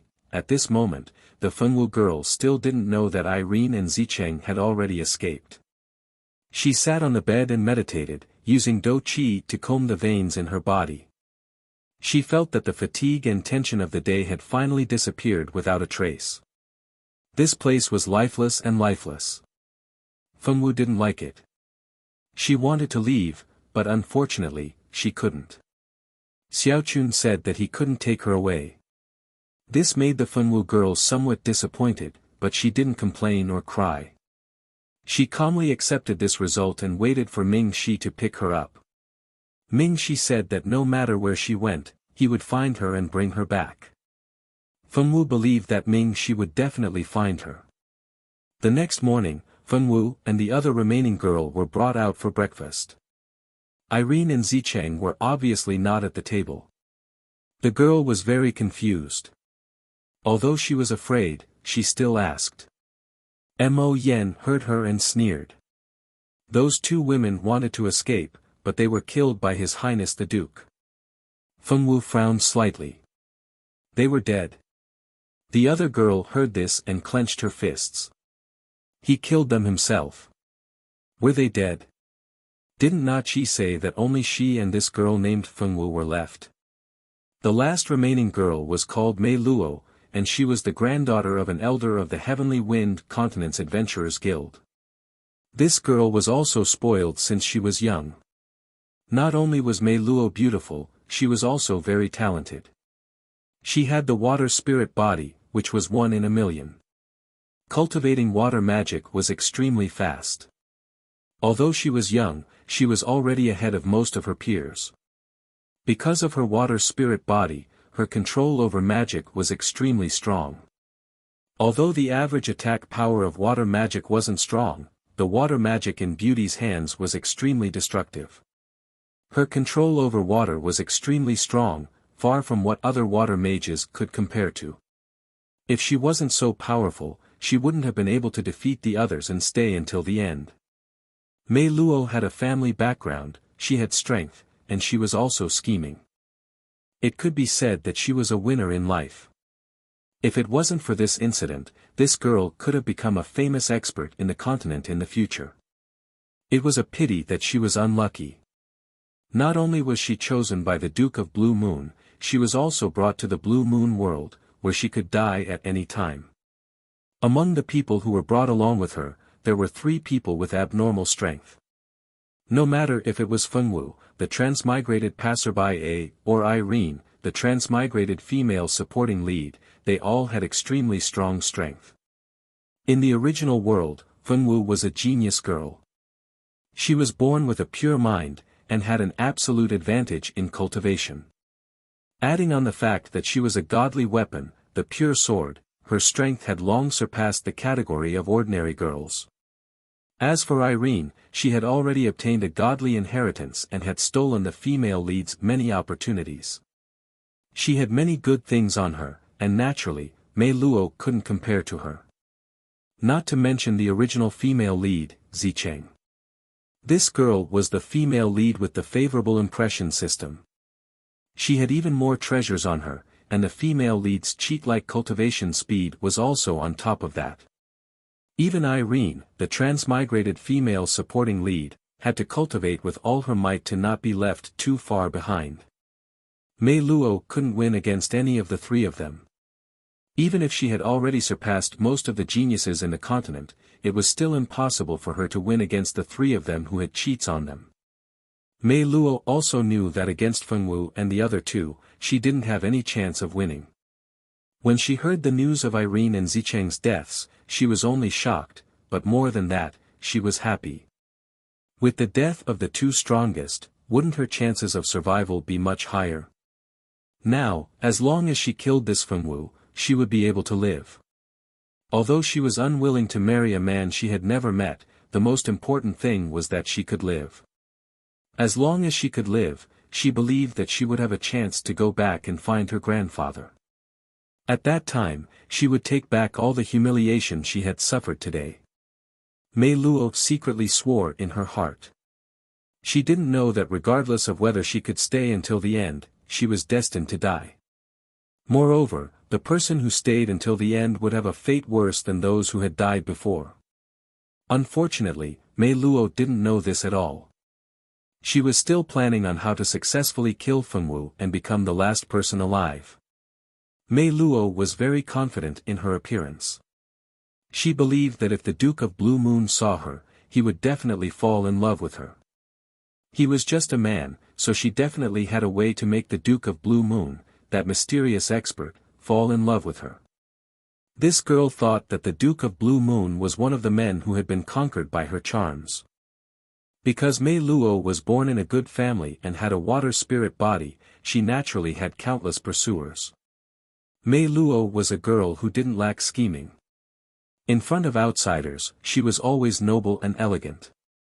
She would never show her unruly and willful side in front of her admirers. Moreover, those girls who were jealous of her would also show their vicious side without leaving a trace, causing them to be loathed by the men. Mei Luo, who had been pursued by countless men since she was young, was confident that as long as the Duke of Blue Moon saw her, she would use some small tricks to make the Duke of Blue Moon fall in love with her. If Irene knew what she was thinking, she would definitely tell her that she was thinking too much. This was a big pervert, and she still wanted to conquer him. Quickly wash up and go to sleep. After eating, the 2 girls were brought out of the castle.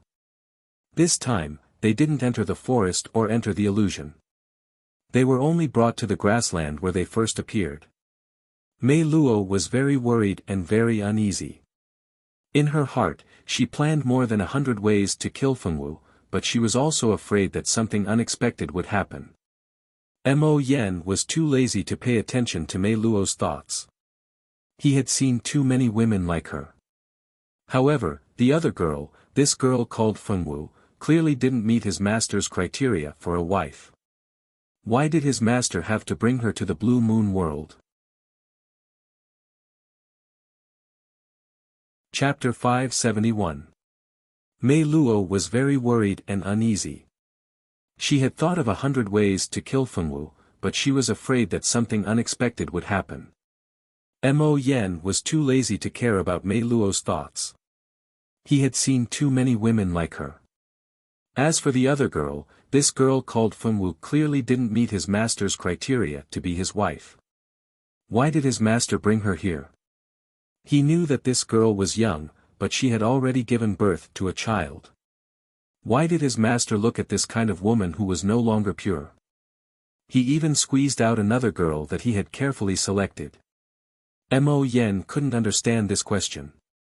Although he was the Duke of Blue Moon's trusted aide, he didn't know everything.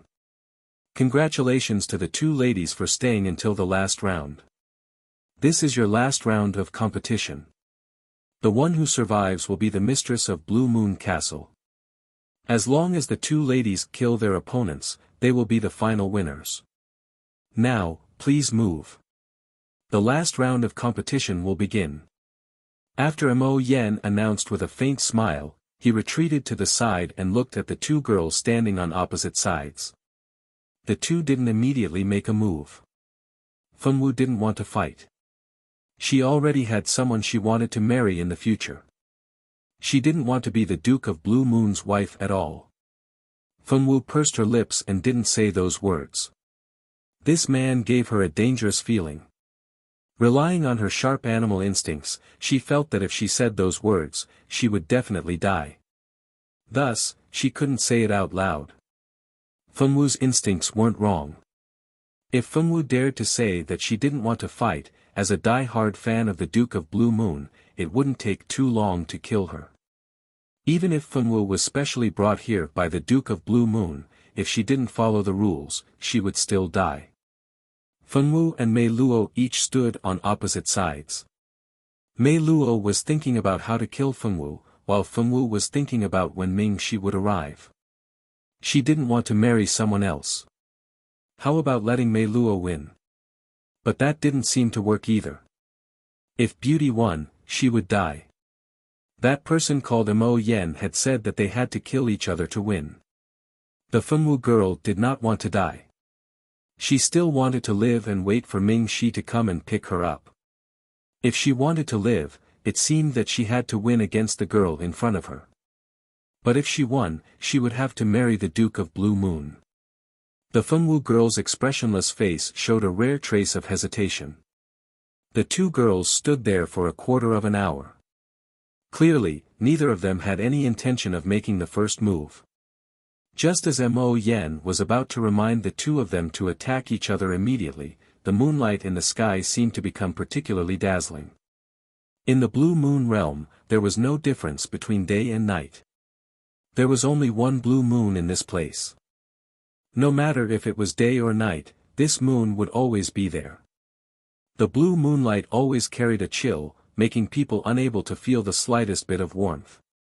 Every day, the moon of the Blue Moon realm would emit the same light.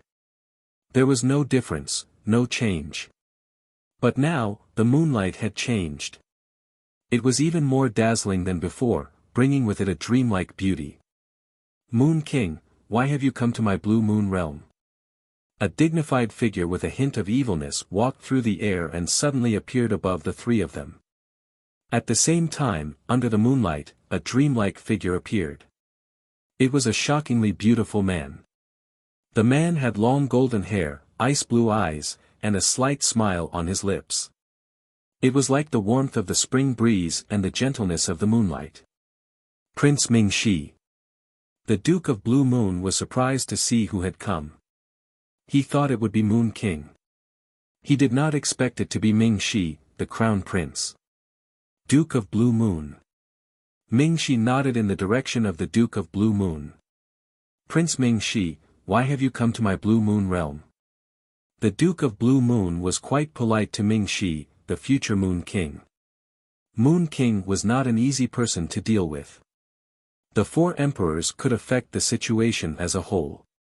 He did not want to fight the top elites of this world. Ming-Shi is here for his fiancée. Ming-Shi's fiancée, Fengwu, has been invited by the Duke for a while. Ming-Shi misses her very much. I wonder if Ming-Shi can bring his fiancée back. Ming-Shi said with a smile. Facing the Duke of Blue Moon, who was extremely powerful, Ming-Shi did not show any fear. Fiancé. The people he brought were all investigated thoroughly. There was no way they had anything to do with the royal families of the four kingdoms, let alone the future Moon King's fiancé. Although he knew Ming-Shi was lying, the Duke of Blue Moon did not expose him. He only looked at Mo Yen questioningly. Your Highness, Prince Ming-Shi's fiancé is indeed here. It is my fault for not investigating clearly. Mo Yen consciously took the blame for this. Taking the blame for his master was the responsibility of a subordinate. Not to mention, Mo Yen was a die-hard fan of the Duke of Blue Moon. Taking the blame for his master was nothing to him. For a die-hard fan, taking the blame for his master was an honor. Go and receive your punishment later. The Duke of Blue Moon said emotionlessly. He looked at Fengwu and said, since you are Prince Ming-Shi's fiancé, you can go back with Prince Ming-Shi. If it was any of the other three emperors, he wouldn't care. Unfortunately, it was someone from the Silver Moon Ancient Kingdom. As long as there was a moon, Moon King was an invincible existence. Although Ming-Shi was not Moon King, he had inherited his bloodline. Otherwise, he wouldn't have been able to enter the Blue Moon world sealed by the Duke of Blue Moon's power. Ming-Shi came to pick her up. Fengwu's eyes lit up and she stared at Ming-Shi eagerly, like a puppy who had found its owner after being wronged. Ming-Shi looked calm, but he was relieved. He was betting whether the Duke of Blue Moon would give him face. If he let her go, then it would be fine. If he didn't, then a fierce battle would be unavoidable. In order to increase his chances of winning, he even brought the Silver Moon Ancient Kingdom's inherited divine sword. All he did was to have the power to fight the Duke of Blue Moon. When the Duke of Blue Moon agreed to let her go, even Ming-Shi couldn't believe that things would go so smoothly. With just a few words, the Duke of Blue Moon agreed to return Fengwu to him. He thought that with the Duke's personality, there would be an earth-shattering battle. Ming-Shi reached out towards Fengwu. The moon seemed to have a life of its own and lifted Fengwu, wanting to bring her to Ming-Shi's side. At this time, Mei Luo, who had been ignored by everyone, rushed forward and hugged Fengwu. No. You can't leave like this. Take me with you. Don't leave me here alone. Mei Luo was jealous and resentful of Fengwu. She was jealous that Fengwu had such an outstanding fiancé. This was the future Moon King. If she married him, she would be the Moon Empress in the future.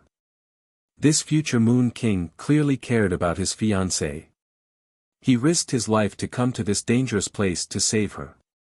She also resented Fengwu for being so selfish. She only wanted to escape and didn't care about her life. Chapter 572. She was jealous that Fengwu had such an outstanding fiancé.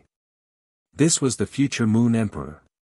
If she married him, she would definitely become the Moon Empress. This future Moon Emperor was obviously very concerned about his fiancée. He actually risked his life to come to such a dangerous place to save her. She also resented Fengwu for being so selfish. She only wanted to escape and didn't care about her life or death. Mei Luo held on to Fengwu tightly. She didn't want to be taken away by the moonlight. She didn't want to be left alone in such a scary place. If they didn't take her away, then they would die together. Fengwu frowned at her. She wasn't happy that Mei Luo was holding on to her. Ming-Shi frowned. Taking Fengwu away was already giving face to Duke Blue Moon. He couldn't ask to take anyone else away. Besides, he didn't have any relationship with this girl. There was no need to make Duke Blue Moon unhappy for a stranger. When the time came, none of them would be able to leave. What a naughty girl. Duke Blue Moon smiled. However, this smile didn't reach his eyes.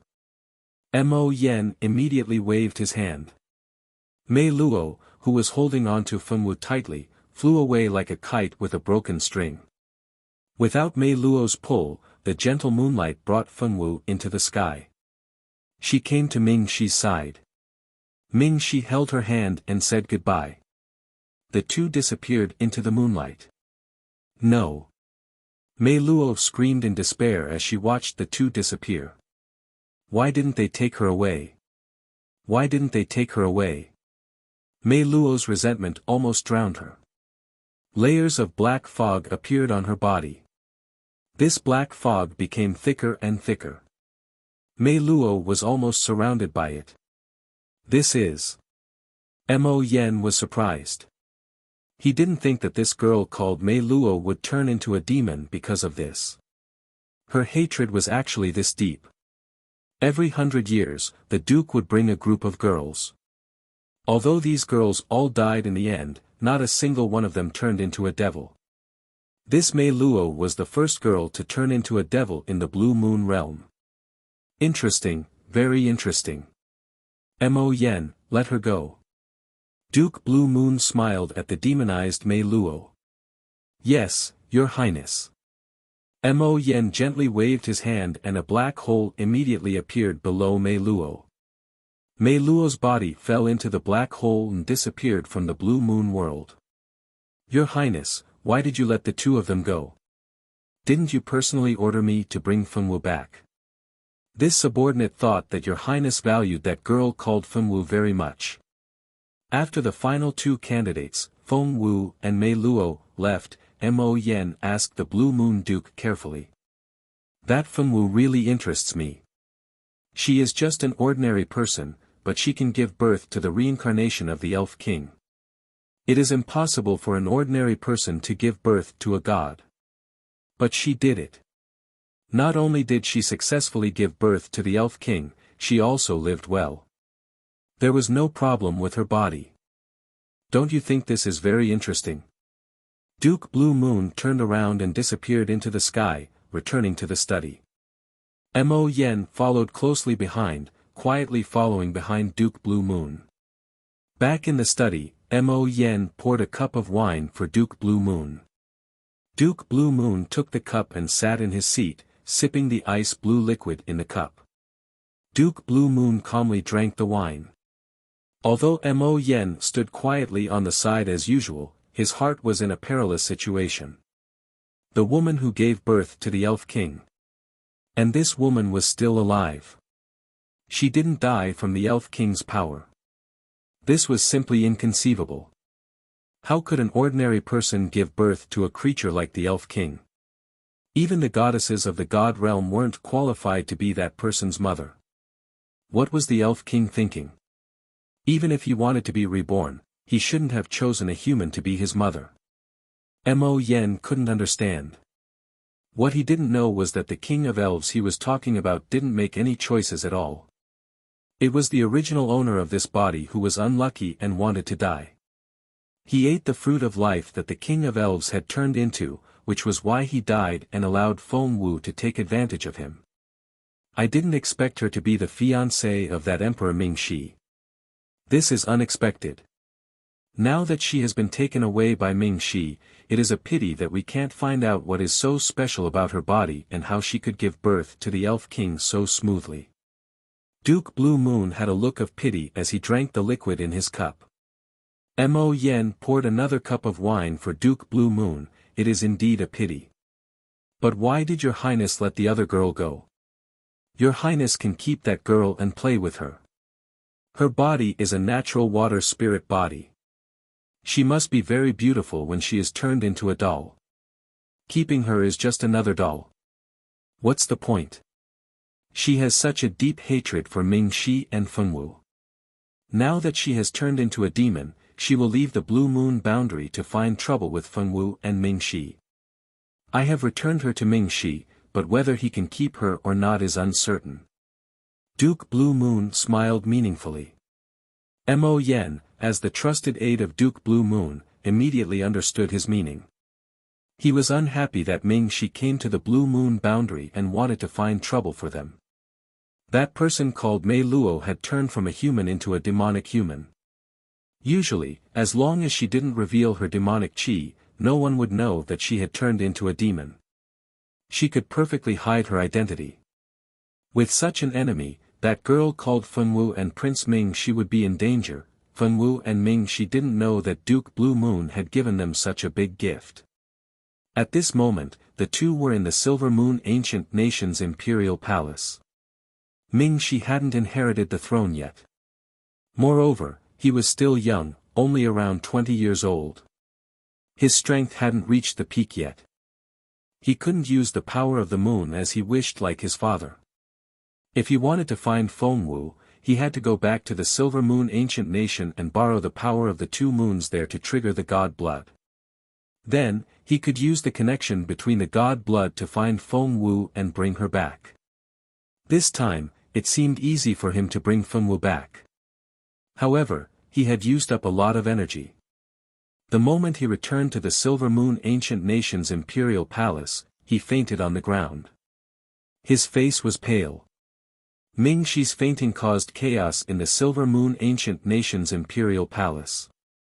Not long after, Mingxi was sent back to his room. A white-bearded old man ran into Mingxi's room at a speed that didn't match his age. He immediately treated Mingxi. After that, the Moon Emperor and the Moon Empress also rushed into Mingxi's room. The Moon Empress sat by the bed and cried. Although she was crying, she still looked stunning. She even cried so beautifully. It was no wonder that the Moon Emperor liked this Moon Empress so much and couldn't wait to marry her back to the palace. High Priestess, how is Mingxi? Why did he suddenly faint? His breath is so weak. Did he suffer any serious injuries? Does he need any precious spirit medicine to treat him? The Moon Empress wiped her tears and looked at the white-bearded old man who was frowning and thinking about his condition. Chapter 573. She even cried so beautifully. It was no wonder that the Moon Arch liked this Moon Empress so much back then and couldn't wait to marry her. High Priestess, how is Mingxi? Why did he suddenly faint? His aura is so weak. Did he suffer any serious injuries? Does he need any precious spirit medicine to treat him? The Moon Empress wiped her tears and looked at the white-bearded old man who was frowning and thinking about his condition. She sobbed. Prince Mingxi only overdrew his strength and suffered some damage to his foundation. There are no other problems. There is no need for any spirit medicine. Prince Mingxi just needs to bathe in the imperial essence, and his body will slowly recover. There won't be any problems, the High Priestess said as she stroked her beard. What? Foundation damaged. This is called no problem. Isn't this problem serious enough? How did Mingxi overdraw his strength to the point of damaging his foundation? How did this happen? My poor son. The Moon Empress gripped her handkerchief and cried even more pitifully. Those who didn't know would probably think that Mingxi was already half dead. The High Priestess looked at the Moon Empress speechlessly as her mouth twitched weakly. To ordinary people, damaging one's foundation was indeed a big deal. However, was her son an ordinary person? He was the future Moon Arch. He grew up bathed in moonlight and had the god's blood protecting his body. Although this injury sounded serious, it wasn't as serious as the injury on his arm. The High Priestess cursed silently in her heart but didn't dare to say it out loud. He was afraid that if he said it out loud, the Moon Empress would cry endlessly and complain that he didn't take her son's injury seriously. The Moon Arch hugged the Moon Empress' shoulder and comforted her. Despite his busy schedule, he still took the time to prepare some nourishing medicine for Mingxi. The Moon Empress was crying hard, but she didn't expect to see a beautiful black-haired young lady walking to her side. She pulled her son's hand and patted his head. The young lady looked at her son expressionlessly, but her worry for him could be seen in her eyes. "You are." She was so worried about her son that she didn't even notice that there was an additional person in the room. She suddenly had a guess about this young lady's identity, but she didn't dare to confirm it. "You must be Fengwu. Mingxi often talks about you." Moon King had seen Fengwu a long time ago, but his wife was crying too much. He couldn't care less about anything else and could only comfort his wife first. Moon King sized up the girl that his son liked. He could tell that she was a pure and innocent person at a glance. So this was the type of girl that his son liked. No wonder he doesn't like Hua Jin. But then again, Diane seems to be an adorable and pure child. Why didn't Mingxi fall for Diane and instead fall for this girl named Fengwu? He felt that both of them were the same kind of people with clean minds. Why didn't his son take a fancy to the Dai family's youngest daughter who grew up with him? Moon Emperor couldn't understand. "I'm Fengwu. I'll be marrying Mingxi in the future. Are you Mingxi's parents?" The Fengwu girl blinked her eyes expressionlessly, fully displaying the characteristics of a stoic and adorable girl. What kind of introduction was this? Would anyone say something like this when meeting their boyfriend's parents for the first time? Moon King and Empress were a little confused. They felt that they didn't quite understand the thoughts of young people these days. Or was this girl an exception? "I'm Mingxi's parents. I didn't expect to meet you so soon." Moon King sighed. He had asked Mingxi to bring his future wife back for them to meet, but Mingxi always said that when the time was right, he would naturally bring her over. The husband and wife had tried many times, but they didn't get to meet their future daughter-in-law. They didn't expect to meet her now. "Hello, I heard that you have to prepare a gift when you visit someone for the first time. This fruit is for you." The Fengwu girl was a little conflicted as she took out the most delicious fruit from her interspatial ring. She took out two and gave them to Moon King and Empress. Sister Tianyu had told her all this. After Sister Tianyu found out that she was dating Mingxi, she told her not to go empty-handed when she met Mingxi's parents in the future. She had to prepare a gift to leave a good impression on them. That way, when she married Mingxi in the future, they wouldn't object. Fengwu remembered it, but what if she didn't prepare a gift this time? Fengwu was a little uneasy. She had to take out her favorite fruit as a gift. She hoped that Mingxi's parents would like her gift and agree to her marriage with Mingxi. She didn't understand why she had to get permission from Mingxi's parents to marry Mingxi. Wasn't she going to marry Mingxi? But Sister Tianyu had to be right. So, she had to be obedient and take out a gift. Fengwu was a little nervous as she took out her gift. It was her favorite spirit fruit. It was a gift from the demonic beasts she met in the god's tomb. Ajur also said that these spirit fruits were very high level. They were treasures that people would fight over if they were outside. Anyway, Ajur said that these spirit fruits were very precious. He said that she couldn't give them to others or give them away casually. Now, she was giving Mingxi's parents. She couldn't give them away casually. Fengwu girl thought seriously. Moon King and Empress were even more conflicted than the Fengwu girl. These two fruits seemed to be level 8 spirit fruits. There were many good things in the Silver Moon Ancient Kingdom. They couldn't be surprised just because of 2 spirit fruits. They were just conflicted about why the Fengwu girl would suddenly give them 2 fruits. Was there anyone who gave things away like this? Although it was good stuff, why did they feel so stifled? You don't like it? Fengwu blinked her big eyes. There was obvious anticipation in her eyes. No, we like it very much. We like it very much. Yes, yes. We like it very much. Moon King and Moon Empress didn't want to disappoint Fengwu. They immediately nodded and explained how much they liked these 2 fruits. Then why don't you eat it? Fengwu asked curiously. Eat? Did they have to eat the gifts on the spot? What kind of rule was this? Moon King and Moon King widened their eyes in shock. Eat, eat. We will eat it immediately. The husband and wife had no choice but to eat one fruit each. The high priest was just watching the show. It was rare to see Moon King and Moon Empress so helpless. If there was a plate of melon seeds, he would definitely bring a stool over to sit and watch. The husband and wife ate the fruits helplessly. They didn't have any bad feelings towards Fengwu. They just felt that this girl was so innocent that it was touching. Their son would have to worry about her in the future. Ming Shi. Ming Shi, Big Aunt and Grandma are here to see you. My poor child, why are you injured so badly?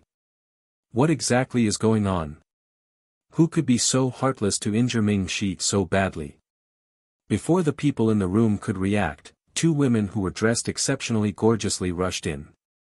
They threw themselves onto Ming Shi's bed and cried loudly. Those who didn't know would definitely think that Ming Shi had died. Chapter 574. Ming Shi. Ming Shi, Big Aunt and Grandma are here to visit you. Why is my poor child so badly injured? What exactly is going on? Who is so heartless to injure Ming Shi to this extent?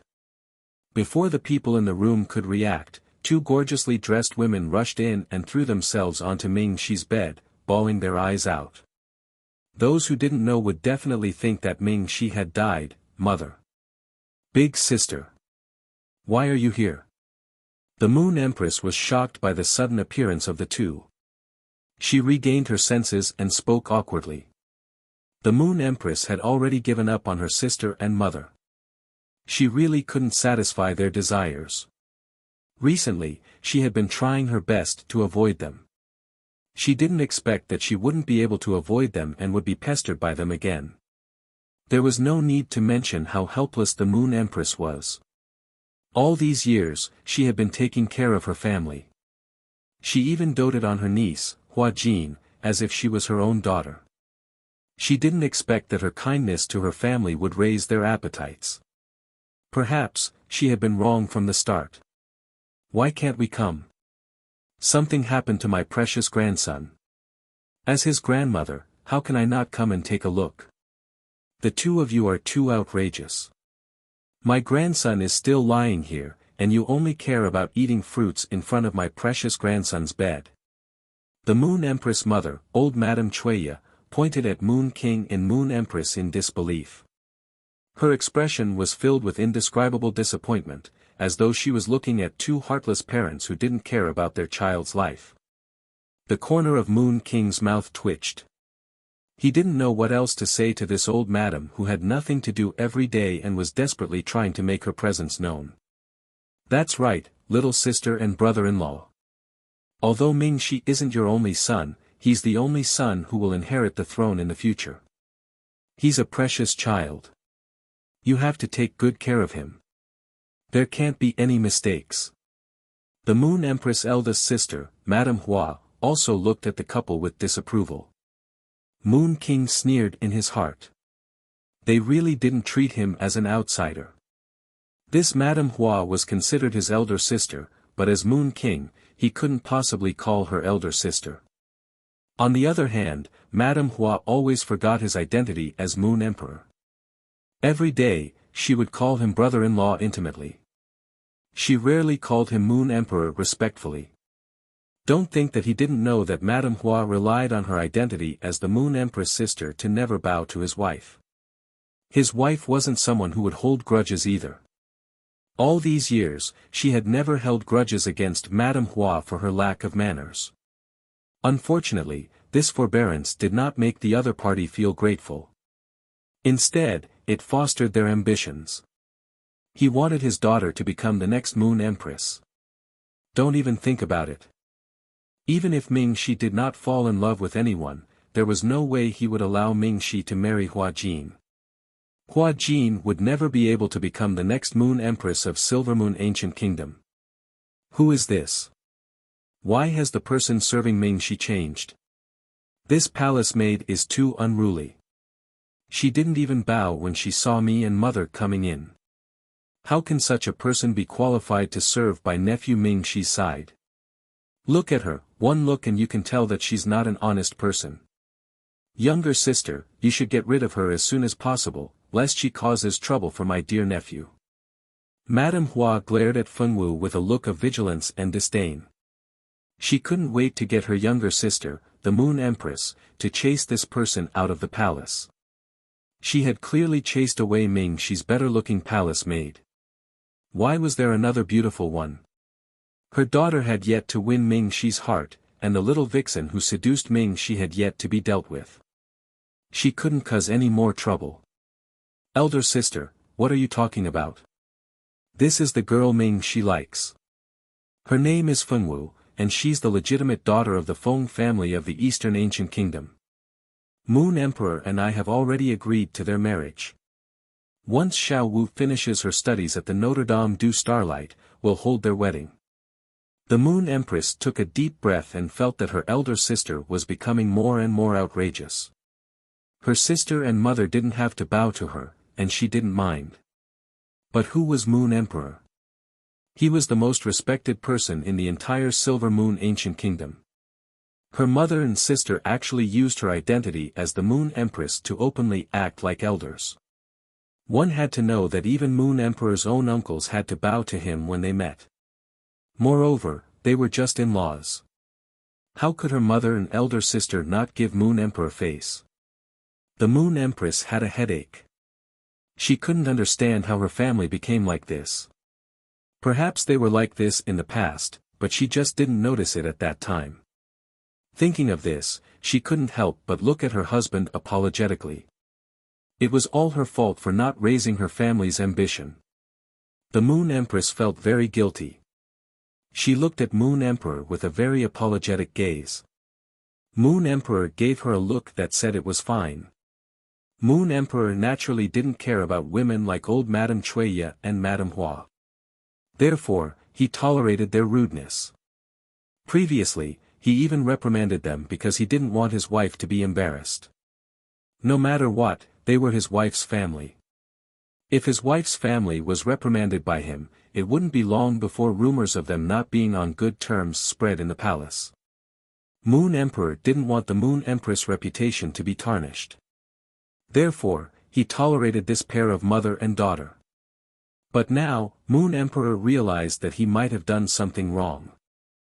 He should have communicated with his wife properly instead of tolerating it. Although these were all small matters, if he didn't give in time and time again, the Hua family wouldn't have dared to interfere with Moon Emperor's marriage. Fortunately, although Moon Emperor didn't care about small matters, he never gave in when it came to big matters. He didn't let the Hua family take advantage of him. She is that Fengwu. I have heard a lot about her. Younger sister, don't be fooled by her. She already gave birth to a child at such a young age. That child's father is unknown. It can be seen that this young lady has already had relationships with many men at such a young age. If her private life is so complicated, how can she become the future Moon Empress? I will never agree to let such a shameless woman marry Mingxi. Madame Hua said sternly. Moon Emperor and Moon Empress exchanged glances. When did they say that they needed her to agree to Mingxi's marriage? Your sister is right. We can't agree to this marriage. As Mingxi's grandmother, I can't let my grandson marry such a disreputable woman. If he really marries her, our Silver Moon Ancient Kingdom will be laughed at by other countries. Madame Chueya said righteously to the Moon Empress. Madame Chueya also knew that the reason she could have her current status was all because of her daughter. She dared to be presumptuous in front of her daughter, but she didn't dare to go against Moon Emperor. You are Fengwu, right? If you really want what's best for Mingxi, you should leave him.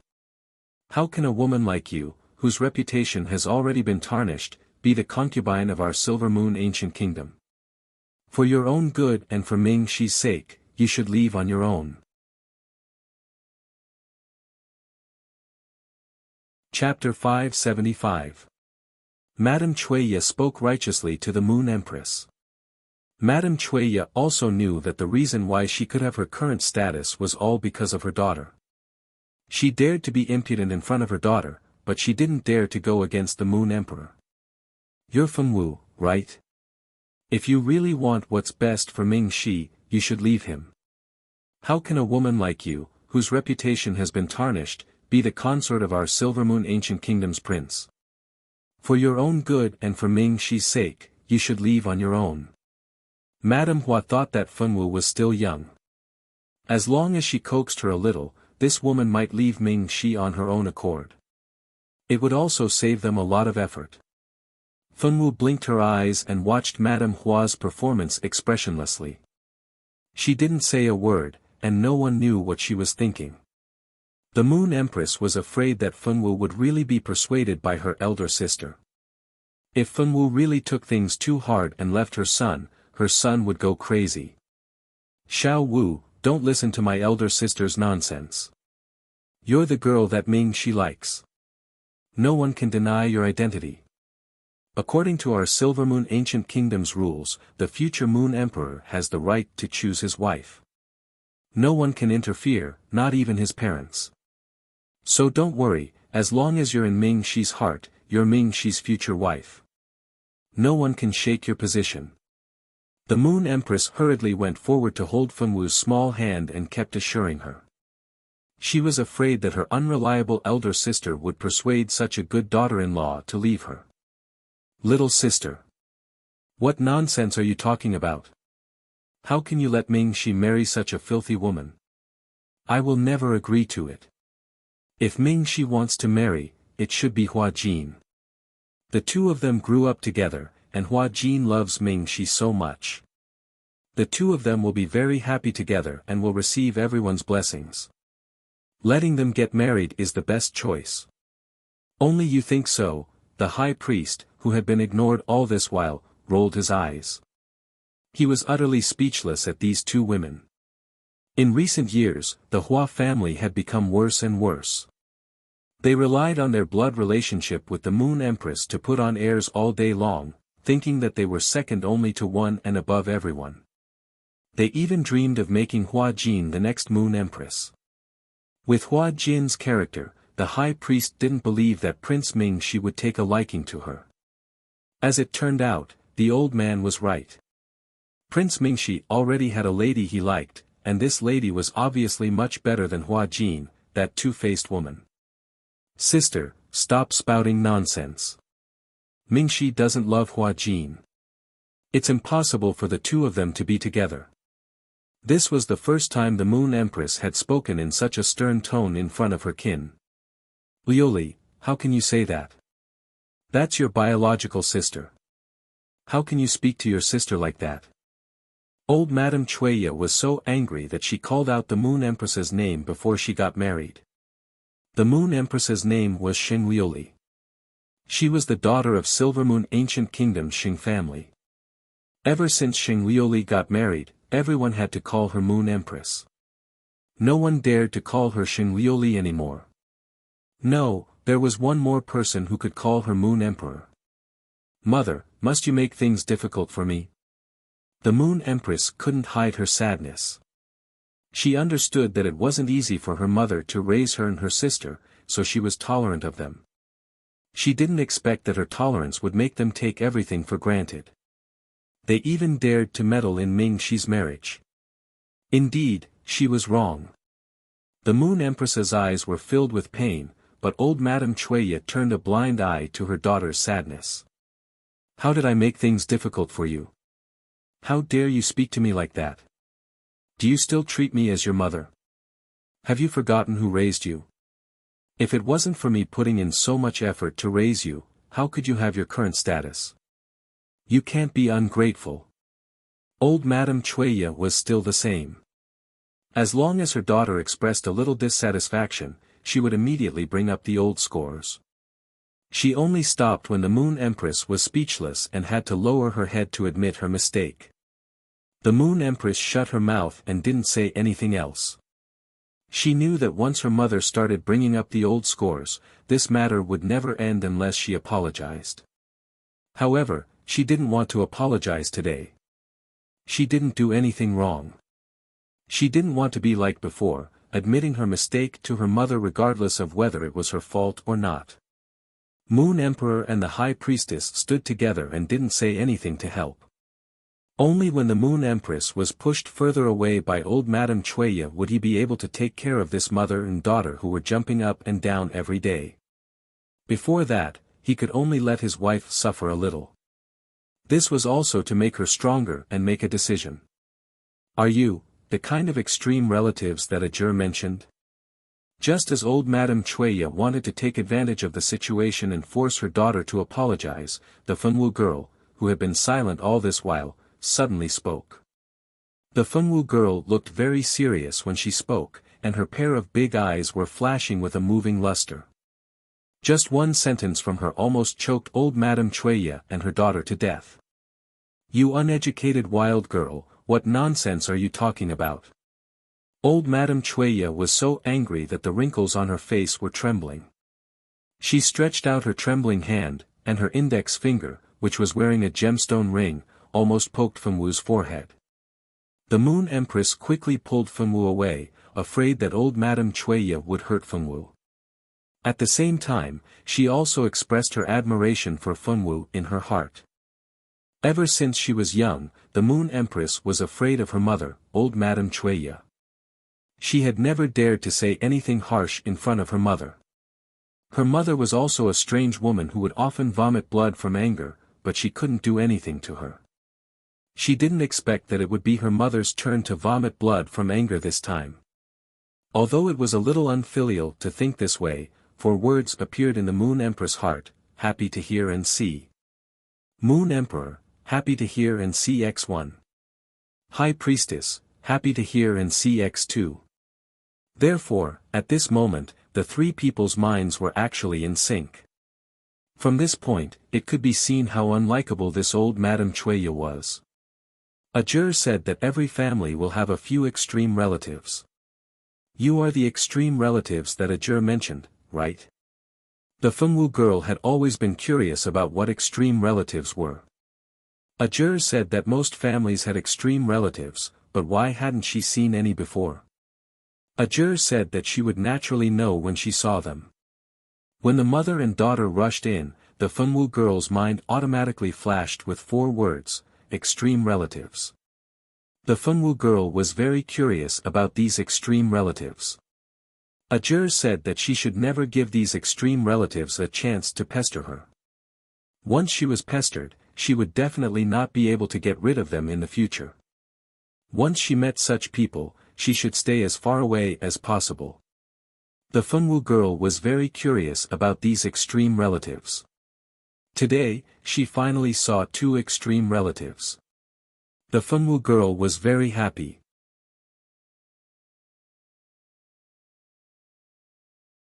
Chapter 576.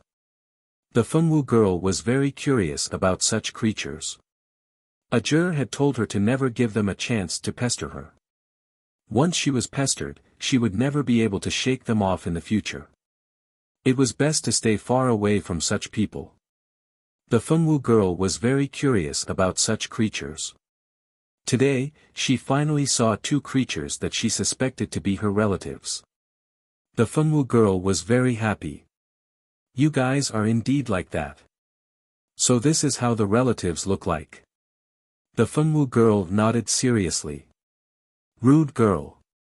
Lioli, are you just going to watch this girl be so rude to your mother? Madame Chueya wanted to give Fengwu 2 tight slaps. However, the person standing in front of her wasn't just her daughter, the current Moon Empress. There was also an existence that even she didn't dare to provoke, her son-in-law, the Moon Arch. In front of the Moon Arch, she could be a little rude, but she didn't dare to be too impudent. It was because Madame Chueya didn't go overboard at the Moon Arch could tolerate this old woman until now on account of his wife. The Moon Empress laughed awkwardly and said, Mother, Xiao Wu is still young. Don't lower yourself to her level. It was rare to see someone angering her mother to this extent. Although the Moon Empress couldn't be happy openly, she couldn't stand on Fengwu's side and go against her mother. However, she could still feel happy in her heart. This girl is so rude. Why don't you get someone to chase her out? Look at her. She hasn't even entered the family and dares to treat me and your sister like this.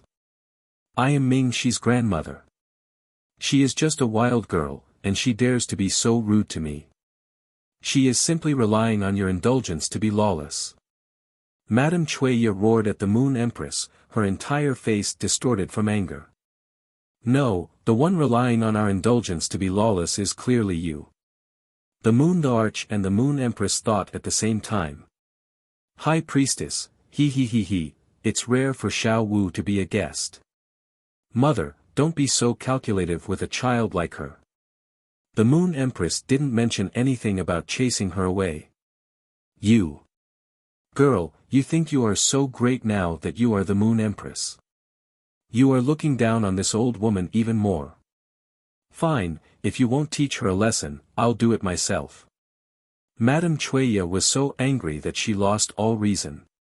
Grabbing with one hand, she pulled out an extraordinary sword from her space ring and swung it at Fengwu's forehead. She wanted to kill. Humph. Moon Emperor snorted. Madame Chueya felt an invisible pressure pressing down on her from all directions.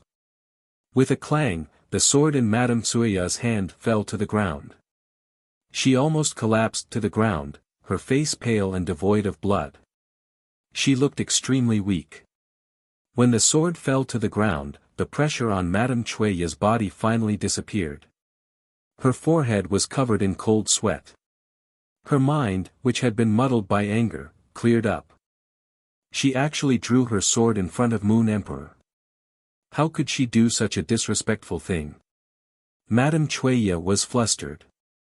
She knew that the Moon Emperor was not a fatuous ruler who would abandon his principles for the sake of a woman. If he were, he would have long controlled the entire Silver Moon ancient kingdom through his daughter. Why would he need to groom Hua Jin to become the next Moon Empress to gain more benefits for the Hua and Xing families? Mother. The Moon Empress' eldest sister, Madame Hua, was so frightened that she hurried forward to support her, not letting her fall to the ground. How dare you draw your weapon in front of His Highness Moon Emperor? Madame Chueya has committed a crime of disrespect. The High Priest had long wanted to teach Chueya a lesson. How could he let go of such a rare opportunity? He immediately jumped out and declared Madame Chueya's crime selflessly. Madame Hua was so frightened that her legs turned to jelly. Although Madame Hua and Madame Chueya were ambitious and ruthless, their intelligence was just above average. The two women were not outstanding people. Now that they were frightened by the High Priest, be it Madame Hua or Madame Chueya, they were quite frightened. Madame Hua knelt on the ground nervously. Your Highness, please forgive us. Mother was just muddle-headed from anger. She didn't do it on purpose. With that, Madame Hua hurriedly gave the Moon Empress a look, hoping that the latter could speak up for her. The Moon Empress helplessly turned her head and pretended that she didn't see it. Her mother and sister were getting more and more outrageous recently. It would be good to teach them a lesson and let them settle down. It was better for her not to care.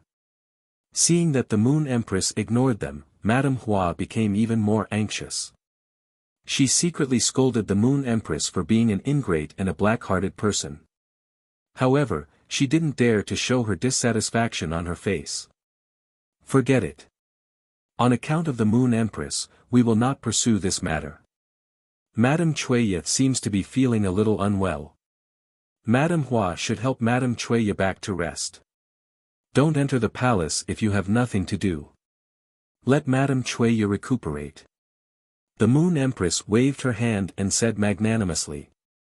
Madame Chueya was unhappy but didn't dare to say anything. She could only let her eldest daughter, who had just thanked her profusely, help her out of Ming-Shi's room. After Madame Chueya and her daughter left the palace, they got into their own carriage and rushed to the Xing family's residence without stopping. In the carriage, Madame Hua used a handkerchief to wipe Madame Chuiya's sweat. However, she kept cursing her own sister. Lioli, that ingrate. She didn't think that if mother didn't raise her personally, she wouldn't be where she is today. She actually didn't say anything for mother today. It's simply too disappointing. Madame Hua had been dissatisfied with her sister for a long time. Why could her sister become the Moon Empress while she could only be the mistress of the Hua family's head? Why did she have to bow and scrape when she saw her sister? Why did all the good things belong to her, Sheng Lioli? Madame Hua was unhappy but couldn't do anything to her sister. She could only secretly curse in her heart. After hearing Madame Hua's words, Madame Chuiya also felt uncomfortable. Eldest sister, do you think your sister has changed? She never talked back to me in the past. But today, not only did she talk back to me, she even watched the Moon Emperor humiliate me. When Madame Chuiya thought of her younger daughter's heartlessness, it wasn't that she didn't hate her. If this had happened before Sheng Lioli got married, Madame Chuiya would have broken her legs. However, now that her daughter was married, it was impossible for her to do anything to her daughter even if she wanted to.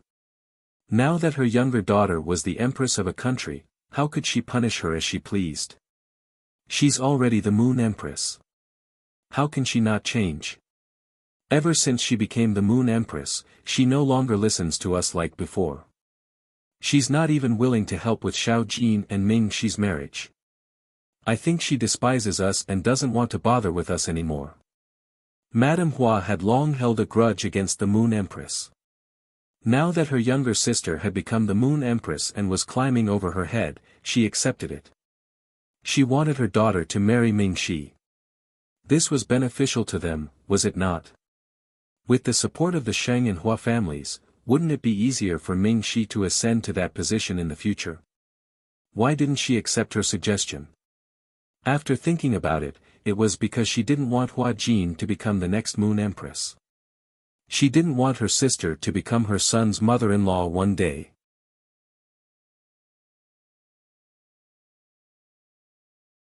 Chapter 577. Madame Hua had long held a grudge against the Moon Empress. Now that her younger sister had become the Moon Empress, she had no choice but to accept it. She wanted her daughter to marry Ming Shi. This would benefit both of them, right? With the support of the Sheng and Hua families, wouldn't it be easier for Ming Shi to ascend to that position in the future? Why didn't Sheng Lioli accept her suggestion? After thinking about it, it was because she didn't want Hua Jin to become the next Moon Empress. She didn't want her elder sister to become her son's mother-in-law one day. The more she thought about it, the more uncomfortable the current Moon Empress felt toward her younger sister. Your younger sister shouldn't be such a person. Madame Tsueya knew her two daughters' personalities very well. Her eldest daughter was competitive, courageous, and ambitious. Her personality was just like her, so she favored her eldest daughter more. On the other hand, her younger daughter had a soft personality, didn't like to fight, and was overly gentle. She was just like her dead father. When her husband was alive, she didn't like his personality, so she didn't like this daughter who resembled her husband. Although she didn't like her, she was still someone who had crawled out of her womb. How could she not dote on her?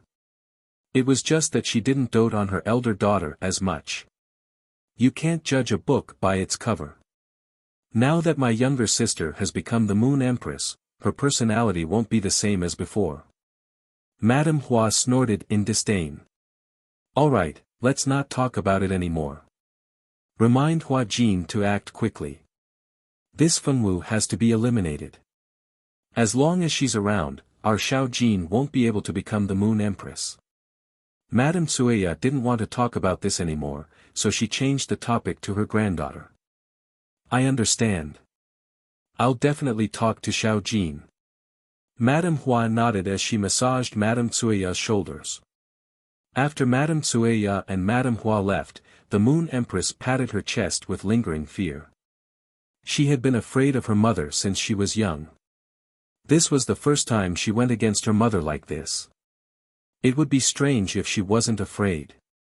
She had just suppressed the fear in her heart and didn't show it. "You scared me to death," the Moon Empress said, still in shock. "Don't be afraid. I'll protect you," Fenwu said seriously as she looked at the Moon Empress. Moon Thearka's mouth twitched. Did this kid say something wrong? That was his line, right? With his best relative gone, Mingxi finally had a stable environment to recuperate. Mingxi's body wasn't injured, but he had expended too much energy. In order to find Fenwu, Mingxi had used a secret technique that he couldn't use with his current strength. This had caused the energy in his body to be exhausted and his consciousness to fall into a state of deep sleep. The high priest had already said that if he wanted Mingxi to get better, he just needed to bathe him in the Dilyu syrup. Speaking of imperial syrup, this was a good item. Every 3 months, a golden energy would descend from the sky of the Silver Moon Kingdom. This was the essence of the moon. If an ordinary person consumed it, it could heal their body's hidden ailments, improve their potential and physical fitness, and also have a very good nourishing effect on damaged spiritual power. If a plant was bathed in the Dilyu syrup, it could even gain intelligence and obtain a special cultivation method for plants. From then on, they would be able to get rid of their plant body and turn into a human form, becoming a plant spirit. That was why the Dilyu syrup was a good item. Although it would descend once every 3 months, there were too many monks and too little porridge. There were very few people who were lucky enough to get the Dilyu syrup. But this wasn't a problem for Moon the Arch. As long as Moon the Arch was willing, he could absorb Moon Thearka's essence, which was the Dilyu syrup, from Moon the Arch to heal Mingxi. Only Moon the Arch had this ability. Mingxi couldn't do it now. Each of the 4 kings had a special ability. Moon Thearka's ability was related to the moon. Anything related to Moon the Arch could be easily used by Moon the Arch. This was an ability that ordinary people couldn't get even if they cultivated for their entire lives. With Moon the Arch there, the Dilyu syrup was not a problem. Moon the Arch let someone come in and help Mingxi to the window. Then, he gently pointed at the moon. Moon the Arch in the sky seemed to feel something, and a gold thread flew out of the moon toward Moon the Arch. Moon the Arch took out a jade bottle, and the gold thread went straight into the bottle. If one looked closely, the thread that came down from the sky seemed to be some sort of liquid. And that liquid was the Dilyu syrup. After the bottle was filled, Moon the Arch pulled back his power. No more Dilyu syrup came out of the moon. It was like nothing had happened. With the Dilyu syrup soaking Mingxi's body, Mingxi's damaged power quickly recovered. Being able to bathe in so much imperial molasses was something that many didn't even dare to dream about. Don't think that being born in the Silver Moon Kingdom meant that one would be able to save up a lot of imperial molasses every 3 months. In fact, even though Silver Moon would drop a drop of imperial essence every 3 months, it wasn't that much. Being lucky enough to get 1 drop was already a stroke of luck, yet he still wanted to use it for a bath. People would think that he was daydreaming if they were to find out. 1 drop of Dilyu syrup could make a plant gain intelligence and turn it into a plant spirit. Who would want to use Dilyu syrup for a bath? Not to mention the fact that no one could get so much Dilyu syrup, even if they could, they wouldn't waste such a heavenly treasure. However, Mingxi was doing something that would make people curse him for wasting a heavenly treasure. He was soaking in a tub full of Dilyu syrup. The moment the Dilyu syrup touched Mingxi's skin, it was absorbed into Mingxi's skin. The entire tub of Dilyu syrup disappeared at a speed visible to the naked eye. At the same time, Mingxi's spirit became better and better. His pale face became redder and redder while his faint heartbeat became heavier and more powerful. After all of the Dilyu syrup was absorbed, Mingxi finally opened his eyes. Mingxi, who had opened his eyes, immediately recognized that he was in his own room, and he seemed to be in the small bathtub in his room. However, he wasn't soaking in the bathtub right now. Instead, he was sitting in the bathtub, and he was even sitting in the bathtub naked. In front of him stood the white-haired, white-bearded high priest. Mingxi's expression was a bit dark. Fortunately, his interspatial ring was still there. He immediately took out a set of clothes and put them on his body in the blink of an eye. Ming Shi believed that he would never want to experience such a feeling a second time in his life. "Your Highness, you are finally awake." The high priest happily laughed and secretly thought that his prince had such a great body. Miss Fengwu would definitely have a good sex life in the future. Fortunately, Ming Shi didn't know what this high priest was thinking. If he knew, he would have kicked this person out.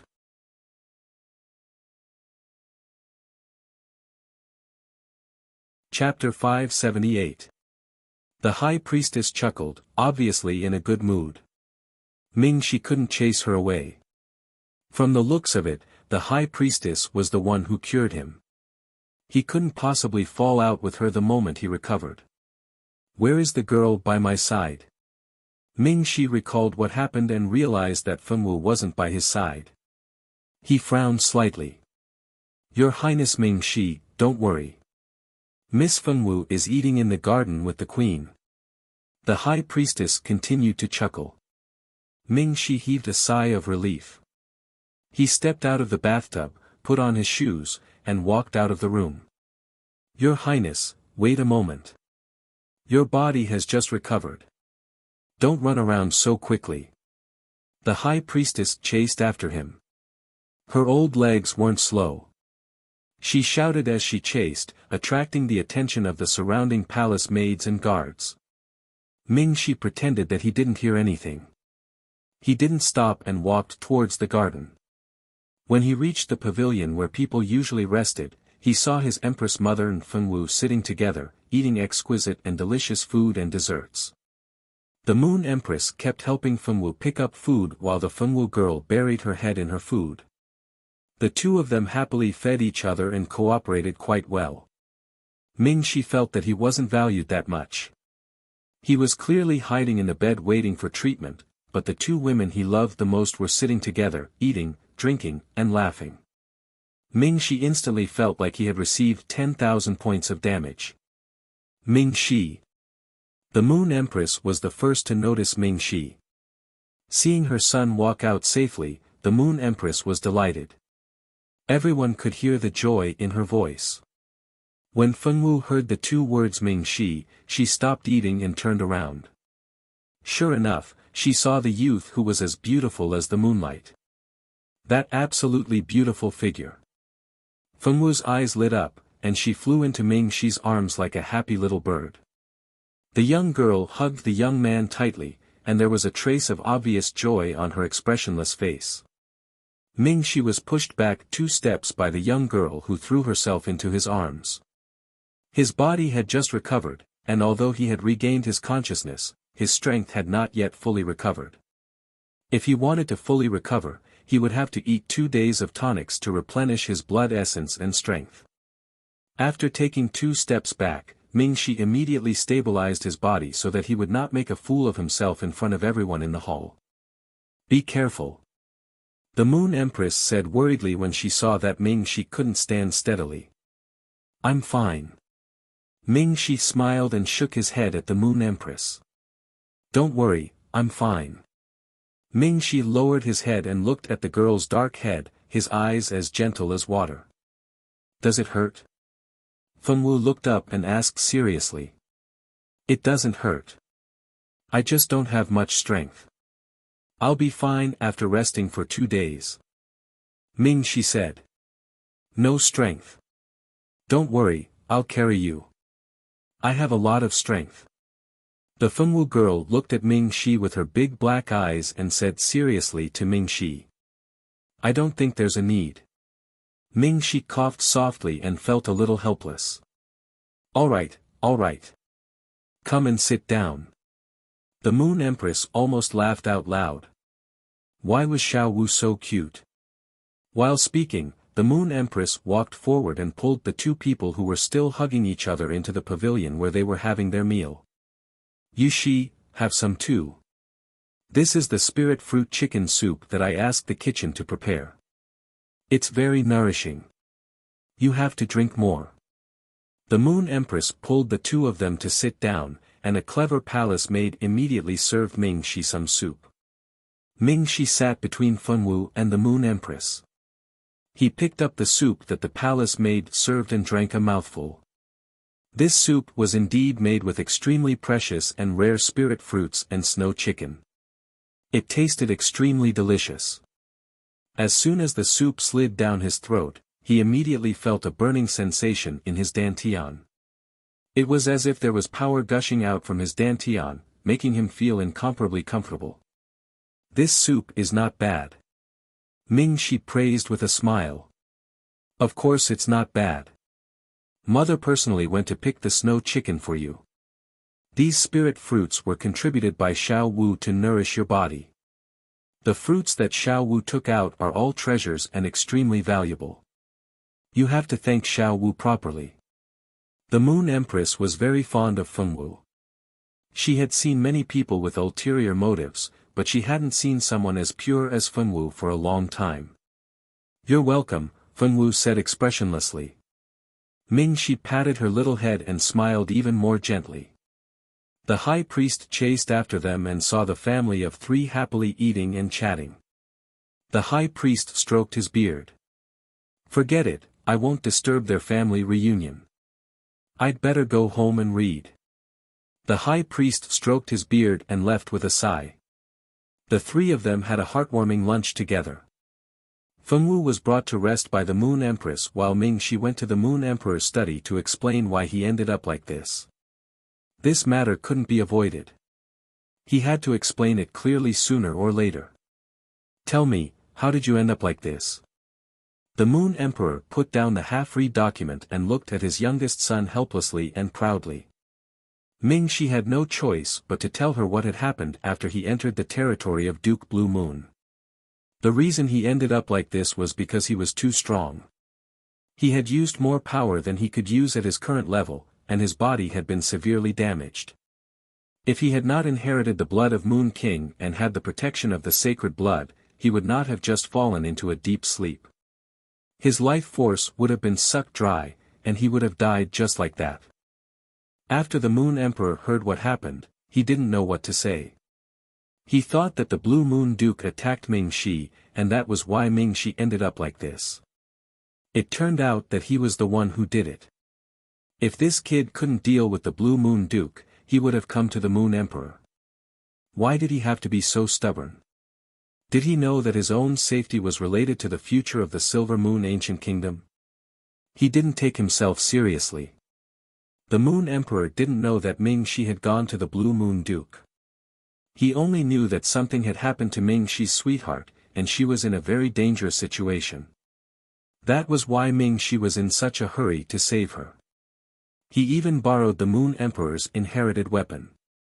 If he knew that this kid was going to the Blue Moon Duke, he wouldn't have agreed to let him go alone.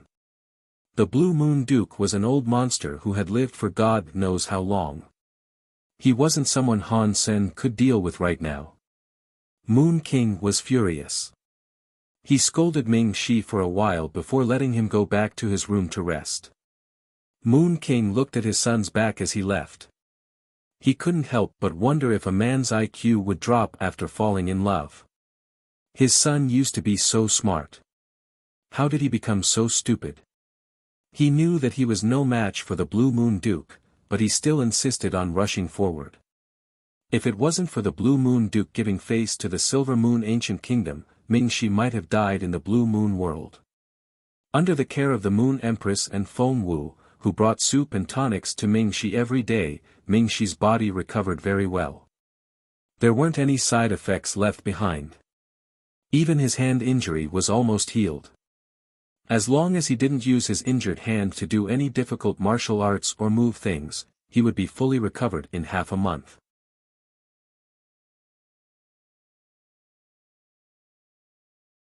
Chapter 579.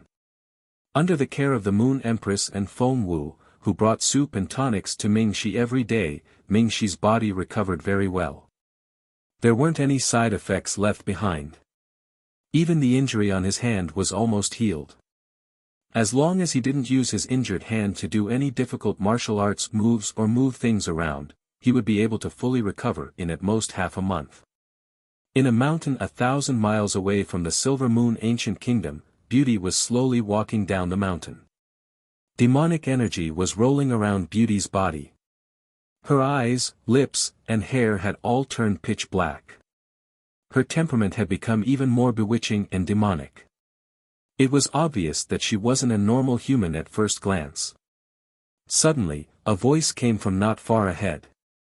Beauty coldly smiled, and her body actually underwent an earth-shattering change. The devil chi on her body actually quickly disappeared, and her black hair, black eyes, and black lips also quickly returned to their normal color at a speed visible to the naked eye. Her originally demonic and bewitching temperament had also become noble and elegant. It was obvious that she was a noble girl with an extraordinary background. There's actually someone here. A lively voice sounded, with a hint of surprise in the voice. Hello. May I ask if you are adventurers who have entered the mountain for a mission? I met with an accident and ended up here. If it's convenient, can you take me with you and leave this mountain forest? Of course, I won't let you lead the way for me for free. I will pay you. Beauty looked at the adventurers with a face full of urgency, her eyes begging as she spoke. The adventurers naturally wouldn't believe a stranger who had suddenly appeared. They asked several questions and confirmed Beauty's identity before agreeing to take her down the mountain. These adventurers knew that Beauty was the granddaughter of an elder of the Adventurers Guild. They treated her very well and didn't even mention the promised reward. The granddaughter of an elder of the Adventurers Guild was a true young miss. If they could earn a few gold coins and gain the favor of this noble girl, why wouldn't they do it? The team that Mei Luo had temporarily joined was a small team of 5. There was a 15 to 16-year-old girl and 4 grown men. The oldest of the 4 men was the girl's father. The others were all acquaintances that she usually took on missions with. Their ages were all about the same. The youngest was around 27 or 28 years old while the other 3 were all above 30 years old. Ever since this girl named Weiwei found out about Mei Luo's identity, she had been trying to curry favor with her. Mei Luo had seen this kind of expression and gaze since she was young. How could she not know that this girl called Weiwei was trying to please her? Mei Luo was disdainful in her heart, but on the surface, she still looked noble and polite, not showing any disrespect. The few men secretly sighed that she was indeed from a big family. Her upbringing was indeed good. The only young man in his 20s among the 4 had also tried to please her a few times, but how could Beauty be interested in such a weak adventurer? Her attitude towards him was just normal, and she didn't show any affection. The other 3 saw that Weiwei and the other man were trying to curry favor with Mei Luo, but they didn't say anything. It was good if they could curry favor with her, and there was nothing to lose anyway. Under the escort of Weiwei's team of 5, Mei Luo finally descended the mountain that had trapped her for several days. She asked for a few rooms at the small inn at the foot of the mountain to make some adjustments. Early the next morning, Mei Luo came down from the second-floor room alone and paid the bill at the front desk. I remember that the 6 of you came together yesterday. Why don't I see anyone else? The innkeeper counted the money and chatted casually. Mei Luo's eyes narrowed, and then she said, they had something to do and left in the middle of the night. They even asked me to pay for their accommodation. So urgent. The innkeeper was a bit surprised, but he didn't think much of it. Mei Luo nodded and didn't say anything else. The innkeeper could tell that Mei Luo wasn't in the mood to chat, so he didn't say anything else. After leaving the inn, Mei Luo welcomed the warm sunlight with a brilliant smile on her face. If one paid attention, they would definitely notice that her strength had improved quite a bit overnight. Becoming a demon isn't that bad. At least I have a way to gain strength faster. Whether it's Prince Ming Shi or that Fengwu, you 2 must wait for me. When I'm stronger, I'll definitely find you 2 to take revenge for not saving me in the Blue Moon world. Just you wait, after muttering these words in a low voice, Mei Luo walked forward and left the small town without looking back. Fengwu and Ming Shi had no idea that they were being targeted. They didn't remember who that Mei Luo was. Unknowingly, 10 days had passed. Fengwu and Ming Shi finally returned to school on the 10th day. In Notre Dame du Starlight, Hua Jin was still doing well in school. More and more people were sucking up to her, but she was not very happy recently. This was because the person she wanted to deal with had disappeared from school, and Ming Shi had disappeared at the same time. This discovery almost drove Hua Jin crazy. She imagined many scenes of the two skipping school and going to other places to have fun together. Until some time ago, she received news from her family that Ming Shi had gone to Silvermoon Ancient Kingdom with Fengwu and that Ming Shi was seriously injured. At that time, she wanted to return home immediately, but her father and mother did not approve of it. They kept assuring her that Ming Shi was fine and that Moon Emperor would send someone to treat his injuries soon. What she needed to do now was not to come back and do useless things. Instead, she needed to set up a good plan in school. This way, when Fengwu returned, she could strike the nail on the head. She wanted her to never appear in front of Ming Shi again and make Ming Shi completely give up on Fengwu. Hua Jin had already come up with many evil ideas to make Fengwu lose the face to stay by Ming Shi's side. She could also make Ming Shi hate that woman completely. Little Bun Fengyi was not happy recently. A few days ago, the little Bun felt that something seemed to have happened to his little mother, and it was a very serious matter. The little Bun was very worried, but later on, the palpitations in his heart disappeared. For some reason, he knew that his little mother was fine. Bao Bao followed little Bun Fengyi around and had been hanging out with the vice director recently. As little Bun Fengyi could walk very steadily, the little thing's range of activity had finally increased greatly.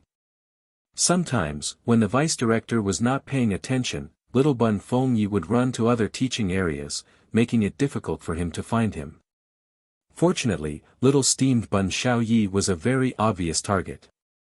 Any student who had seen him before would be able to point him out. Thus, it didn't take much effort for the vice principal to find little steamed Bun Xiaoyi. Most of the time, the vice principal would send a trustworthy senior student to find little steamed Bun Xiaoyi.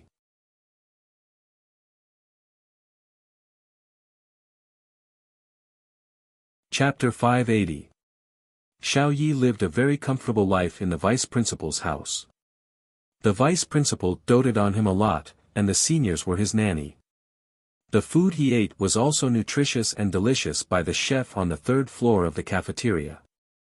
Although life was good, Xiaoyi was still a little unhappy because his mother had left for almost half a month.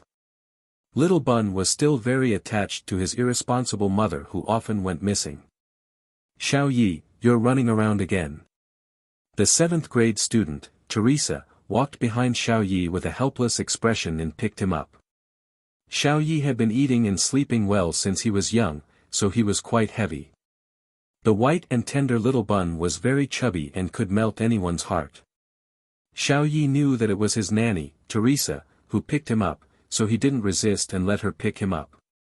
In this school, as long as there was nothing wrong with them, they would all be Xiaoyi's nanny or nanny.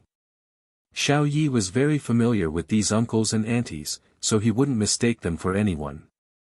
When the vice principal found out that you were missing, a few of us came out to look for you. You're the only kid in the school who has such a big face. Teresa scratched the little guy's little nose and smiled helplessly. Go out and play, Xiaoyi wants to go out and play. Xiaoyi's soft voice was so cute. Teresa couldn't help but secretly kiss Xiaoyi's little face. This kid was too cute. She really didn't know how Fengwu gave birth to such a cute little thing. Alright, since I don't have anything to do today, let's go shopping together. How could Teresa reject the cute Xiaoyi's request? She hugged Xiaoyi and thought for 2 seconds before saying, "Okay, Auntie Teresa is so nice." Little Bun's cute voice was heard. Auntie. Teresa felt like she was hurt 10,000 times. She was only in her early 20s, how could she be an auntie? Baby Xiaoyi, let's make a deal. Can you still be big sister Teresa in the future? Teresa contacted the vice principal and told him that she wanted to take Xiao Yi out to play. Then she took Xiao Yi with her as they walked. Xiao Yi shook his head and blinked his big eyes. His voice was soft and cute. "No, Mom said that I can't be an impolite kid." "Auntie, you're obviously older than my mom. If I call you big sister, people will say that I'm pretending to be young." Teresa felt an arrow in her heart. If she wasn't hugging Xiao Yi, she would have fallen to the ground and vomited blood. She actually said that she was pretending to be young. She was clearly only in her 20s. How could she be pretending to be young? Teresa screamed in her heart. "But I'm only in my early 20s. If you call me auntie, people will think that I'm old," Teresa said pitifully. He didn't know how Feng Wu had taught this little guy. At such a young age, he could make people choke with his words. Moreover, he wasn't easy to fool. "Auntie Teresa, you're 20 years older than Xiao Yi. How can you still be the older sister? If Auntie was like Mommy and had a child at 14, the child would be old enough to buy soy sauce now." Xiao Yi wasn't affected by Teresa's pitiful look at all. He smiled like an angel and said something that made her fall to the ground. "Teresa, you're right. I'm speechless."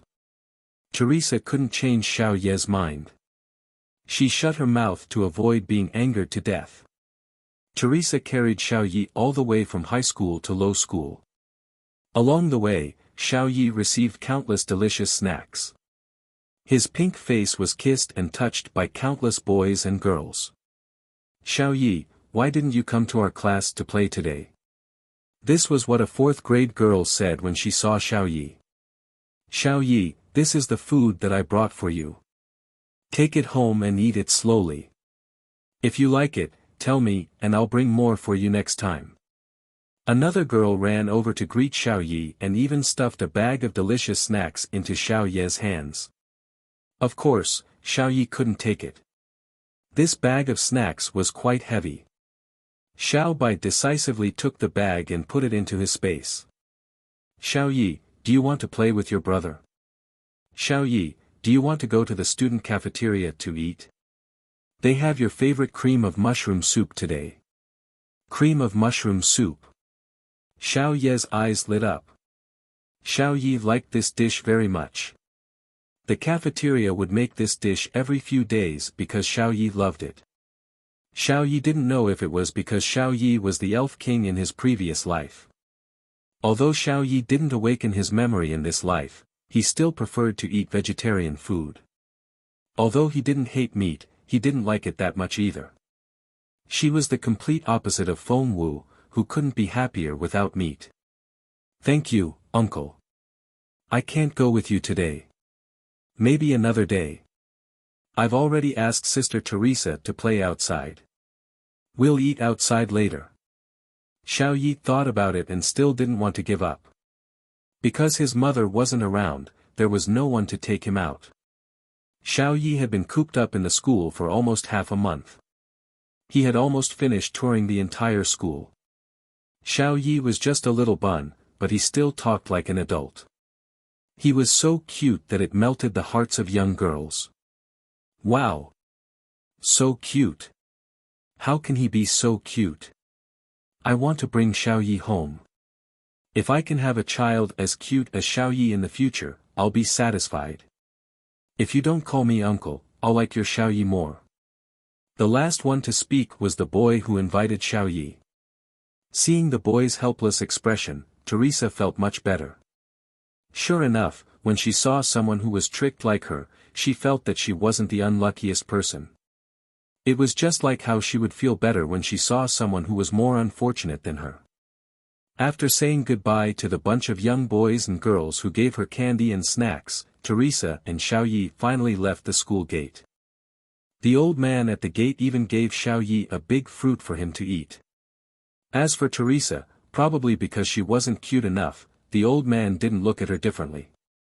For the first time, Teresa felt that she wasn't attractive at all. The bunch of juniors didn't pay much attention to her. Their attention was all on the little bun in her arms. It wasn't that she wasn't attractive. It was just that the little brat was too eye-catching.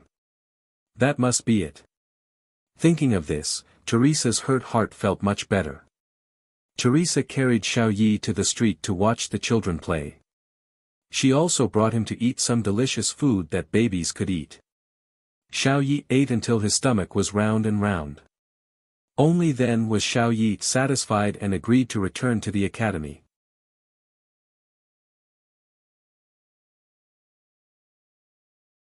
Chapter 581. It wasn't because she wasn't attractive, but because this little brat was too eye-catching. That must be it. Thinking of this, Teresa's hurt heart felt a lot better.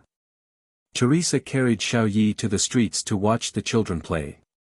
She also brought him to eat some delicious food that babies could eat. Xiao Yi ate until his stomach was round and round. Only then was Xiao Yi satisfied and agreed to return to the academy. Xiao Yi, aren't you afraid of getting sick from eating so much? To be honest, Teresa was worried that this little guy's stomach would get sick from eating too much. If Xiao Yi got sick from eating too much, the vice president would definitely not forgive her. Thinking of the consequences of being targeted by the vice president, Teresa regretted being so careless just now. She shouldn't have been conquered by this little rascal's smile and let him eat so much. Mommy doesn't bring Xiao Yi out to play. I can only use food to make up for my hurt heart when I can't see Mommy.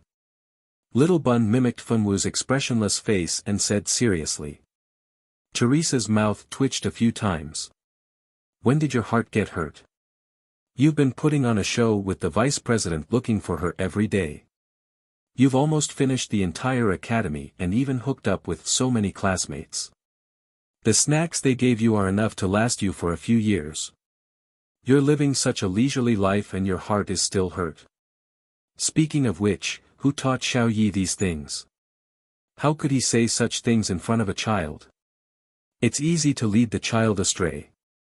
Teresa, who was carrying Xiao Yi back to school, was determined to find that guy and give him a good warning. Let's see if he still dares to say such things.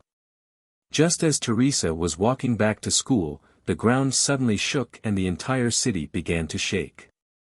What's going on? Is it an earthquake? It's too scary. Why is it shaking so hard all of a sudden? My child, my child.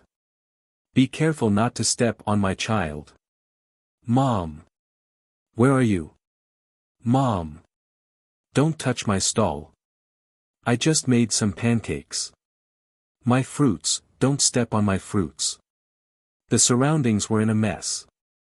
Fortunately, the quality of the houses in the central city was good and there weren't any large-scale collapses. Everyone, look.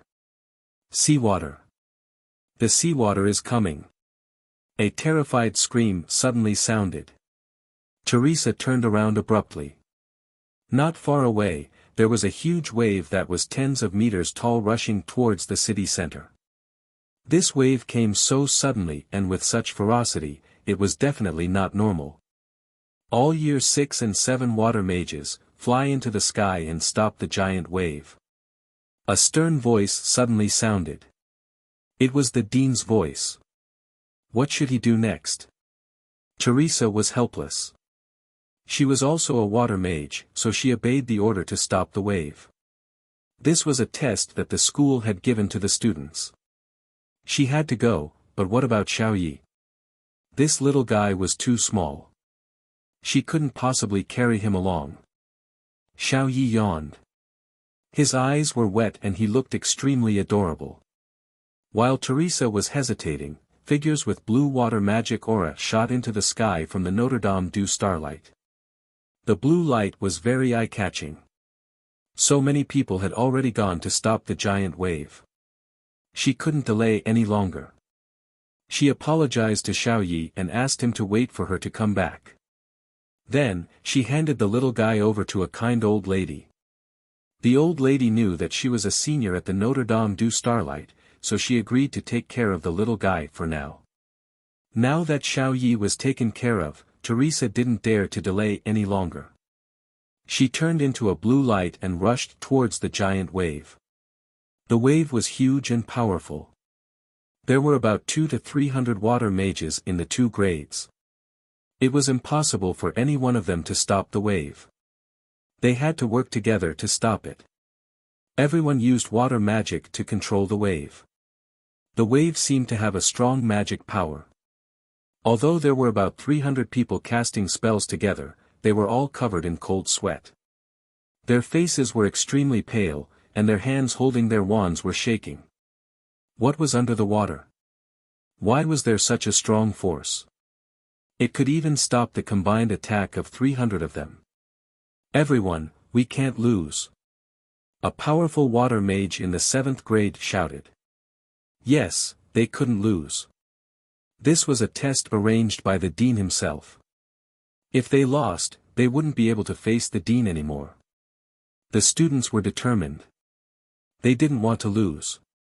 If they lost, not only would they not be able to face the dean, they wouldn't be able to raise their heads in school anymore. They would definitely be ridiculed by the students of the other elements. Thinking of that, all the water mages immediately increased their output. They even used their trump cards, and finally managed to push the huge wave back a little, preventing it from advancing any further. The two sides were in a stalemate. The people watching from afar were all guessing if the water mages could succeed. If they can't stop the wave, then we'll go. Those water mages are really useless. They can't even stop a single wave. Forget it, why would a fire mage like you want to join in the fun? If anyone is going, it should be us metal mages. Our metal element is the strongest among the 5 elements. Don't forget about us earth mages. It's time for us earth mages to go. Once we set up an earth wall, it doesn't matter if it's a wave or not. We'll definitely stop it. You're all exaggerating. I don't believe that you haven't noticed that this wave is a little unusual. There might be something incredible under the water. What? There's really something under the water? I think so. If it's just a normal wave, then the dean wouldn't send out all the water mages in the 5th and 6th grades. There must be something special about this wave. I wonder what's under the water. Anyway, those water mages are in trouble. This was the discussion of the students in the 5th and 6th grades at the Notre Dame du Starlight. At the same time, in the central city, many ordinary adventurers and civilians were watching the wave with worried expressions. Can those students do it? We won't drown in the wave, right? What's there to be afraid of? If they can't do it, there's still someone else. There are so many formidable factions in the central city. What could possibly happen? You're right. Among the people who were focused on the battle between the water mages and the wave, no one noticed a kind-looking old woman lying on the ground somewhere in the city. Her head was bleeding as she murmured the words of a child. Unfortunately, everyone was too focused on whether the wave could be stopped. No one noticed the old woman lying in a pool of blood.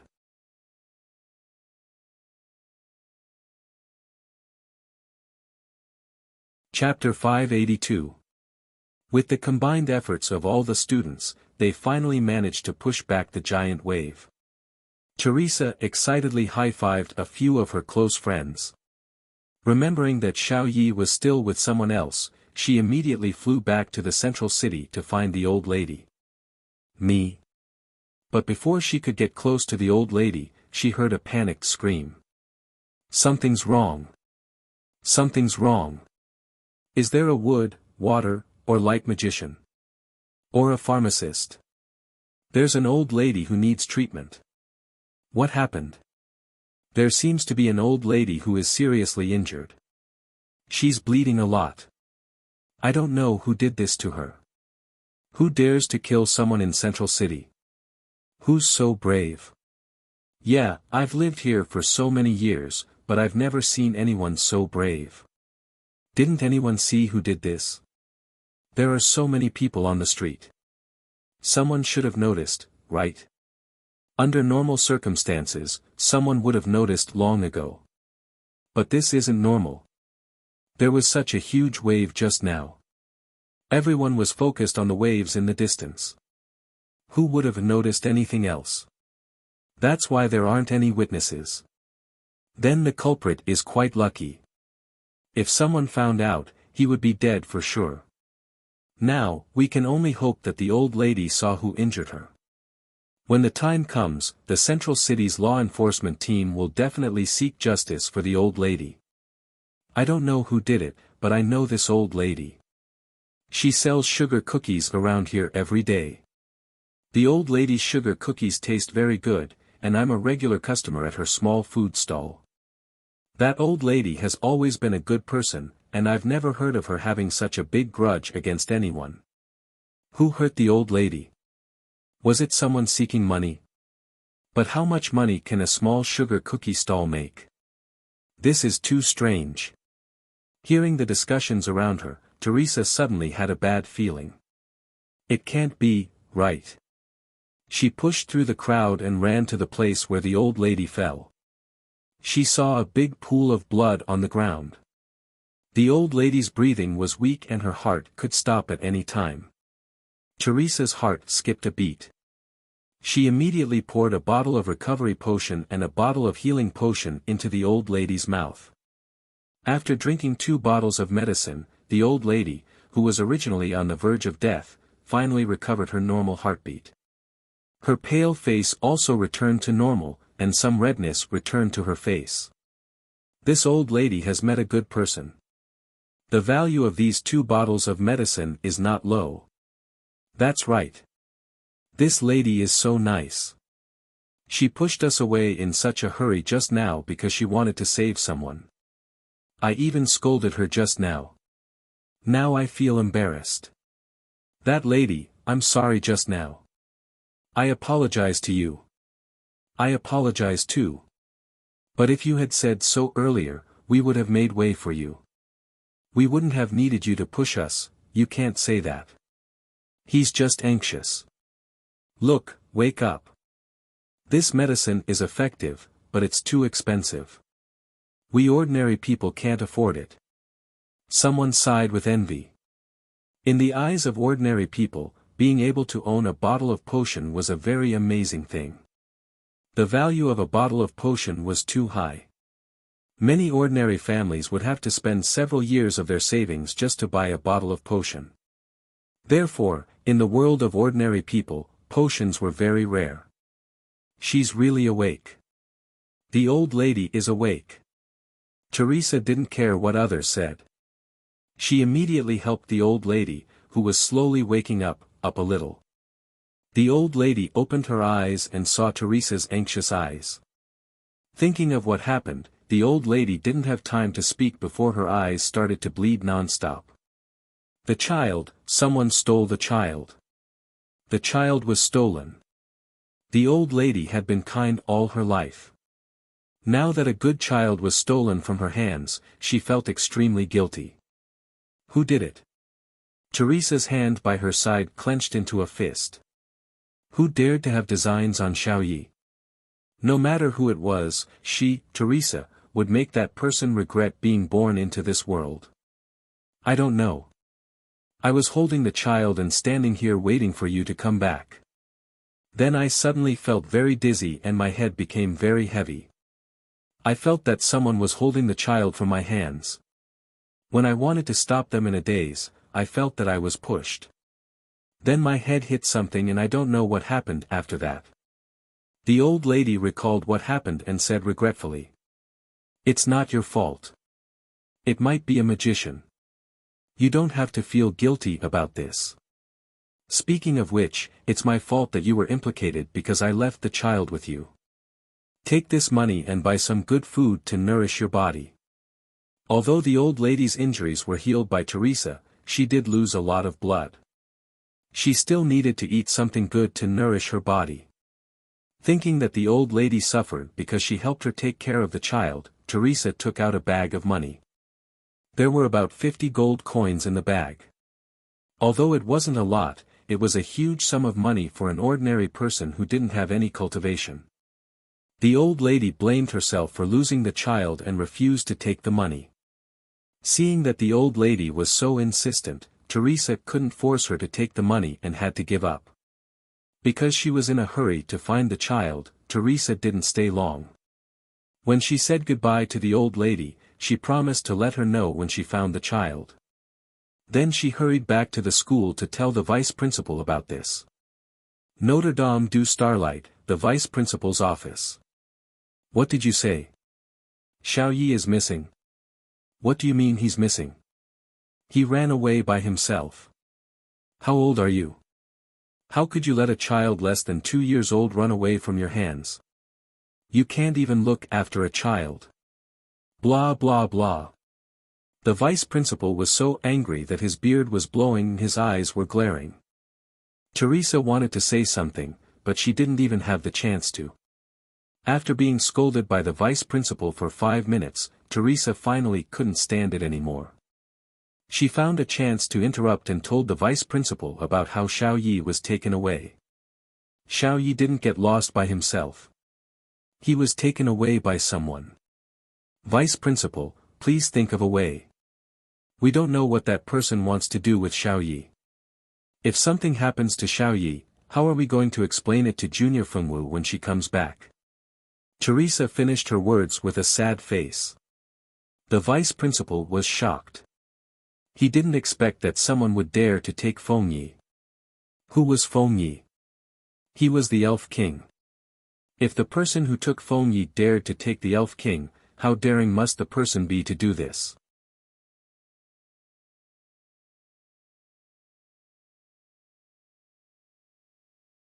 Chapter 583. Teresa finished her sentence with a worried expression. The vice principal was shocked.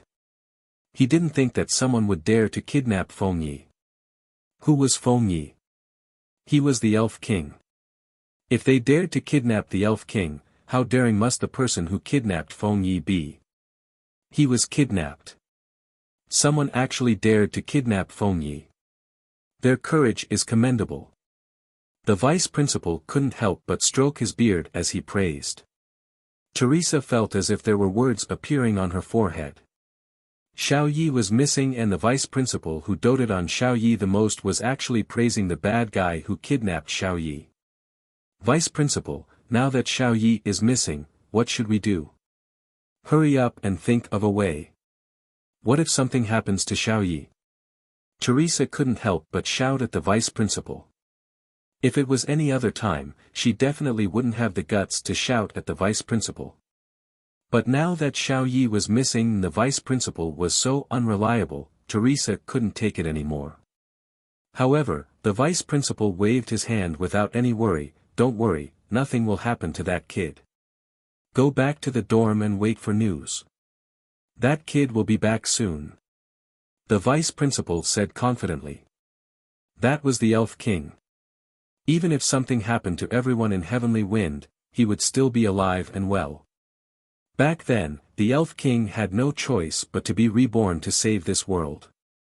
The world's consciousness was indebted to the Elf King and would definitely protect Feng Yi after the Elf King's rebirth. Teresa was unwillingly chased out of the vice principal's office. However, she couldn't be as magnanimous as the vice principal. Feng Yi was lost in her hands and she was told to go back and wait for news. How could that be possible? She would definitely find Feng Yi. She definitely would. Teresa's face was filled with determination. She returned to the 7th grade and gathered some of the students who took care of Feng Yi to search for him. Because of Teresa's actions, in less than half a day, most of the students in the school already knew about Feng Yi's disappearance. This included Ajur, Mo Gui, and Elena. Feng Yi's disappearance was a huge matter. Elena wanted to contact Ming Shi immediately, but there was no news from Ming Shi. Ajur and Mo Gui already knew that Ming Shi had rescued Fengwu from Duke Blue Moon. Fengwu and Ming Shi were still recuperating in the Silver Moon Ancient Kingdom. They must have suffered heavy injuries. It wasn't a good idea to tell them about this and worry them. With this in mind, Ajur and Mo Gui didn't contact Fengwu. Instead, the two of them organized some students who were willing to help to look for Feng Yi. In less than half a day, most of the students in the school were involved in the search for Feng Yi. A small number of students who didn't have any interactions with Feng Yi didn't care. They just expressed their concern and stopped paying attention. There were also some students who disliked Feng Wu who gloated. Among them, Eve's reaction was the most obvious. She didn't know that many boys didn't like her. Although they didn't say it, they still liked cute and kind girls. It was fine if you didn't care about Feng Ye's disappearance. After all, he wasn't your child and didn't have anything to do with you. However, it was too much to gloat like this. How vicious must you be to not even be able to tolerate a child? Eve didn't know that many students chose to keep a distance from her because of her unconcealed feelings. She was still immersed in the joy of Feng Ye's disappearance. In short, she was happy as long as Feng Wu was sad. Although Rika also hoped that Feng Wu would be unhappy, the more unlucky she was, the better. However, she wasn't perverted to the point where she wouldn't even let a child go. Feng Yi had stayed in their dorm for almost 2 years. Rika had watched the child grow up, from when she was still a baby to now when she could run and walk. Although Rika had never hugged Feng Yi and had often cursed Feng Yi as a bastard, she actually didn't hate that child in her heart. As long as one wasn't perverted, who could bear to hate a beautiful and cute child like Xiao Yi? I heard that Xiao Yi is missing. What should we do? Xiao Wu isn't here. If Xiao Wu doesn't see Xiao Yi when she comes back, how sad will she be? Anika said worriedly. Everyone in the dorm had watched Xiao Yi grow up. When Feng Wu wasn't free, Anika had often been a free nanny. We can't just watch. When the sun rises tomorrow, let's go out and help look for Xiao Yi, Silda stood up and announced with a serious expression. Anika immediately nodded in agreement. It was already too late. Even if they went out to look for Xiao Yi, they wouldn't be able to find anything. They could only wait until tomorrow. How do you plan to look for him? Rika asked calmly as she drank the fruit juice she had just poured. No matter what method we use, even if we have to flip Central City upside down, we will definitely find Xiao Yi, Silda said with a resolute expression. That's right, Anika agreed. How long will it take for you to search aimlessly like this? Rika frowned. How we search has nothing to do with you. Stop gloating over our misfortune, Silda said unhappily. I'm gloating over your misfortune. Rika pointed at herself with her eyes wide open. Isn't that so? Who doesn't know that you can't wait for something bad to happen to Xiao Wu? Now that Xiao Wu is in trouble, Xiao Yi must be very sad. Won't you be overjoyed to see Xiao Wu sad? Silda rolled his eyes with an expression that said he had seen through her. I don't care if you believe me or not. Although I hate Feng Wu, I don't hate a little kid. If you want to look for Xiao Yi, you can't just search aimlessly like this. It's a waste of time and effort, and it won't be very effective. Why don't you go to the area where Xiao Yi went missing and see if anyone saw who took Xiao Yi away? With a target, it'll be much easier to find him. That's all I have to say. It's up to you whether you want to listen or not. Rika finished speaking and went upstairs with the fruit juice. After Rika left, Silda turned to look at Rika and said, would she be so kind? Anika smiled. Rika isn't as bad as you think. Although she doesn't say anything nice, she doesn't mean any harm to Xiao Yi. Who knows what she's up to? Silda still didn't think that Rika would suddenly have a conscience. It doesn't matter if Rika really wants to help find Xiao Yi.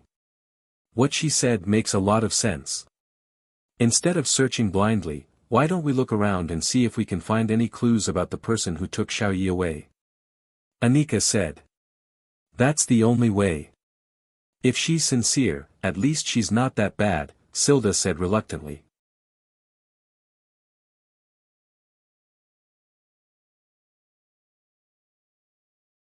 Chapter 584. Regardless of whether Zilda agreed or not, he had to admit that Rika's idea was rather reliable. Clearly, Rika was not the only one who thought of this. The other students had also thought of this.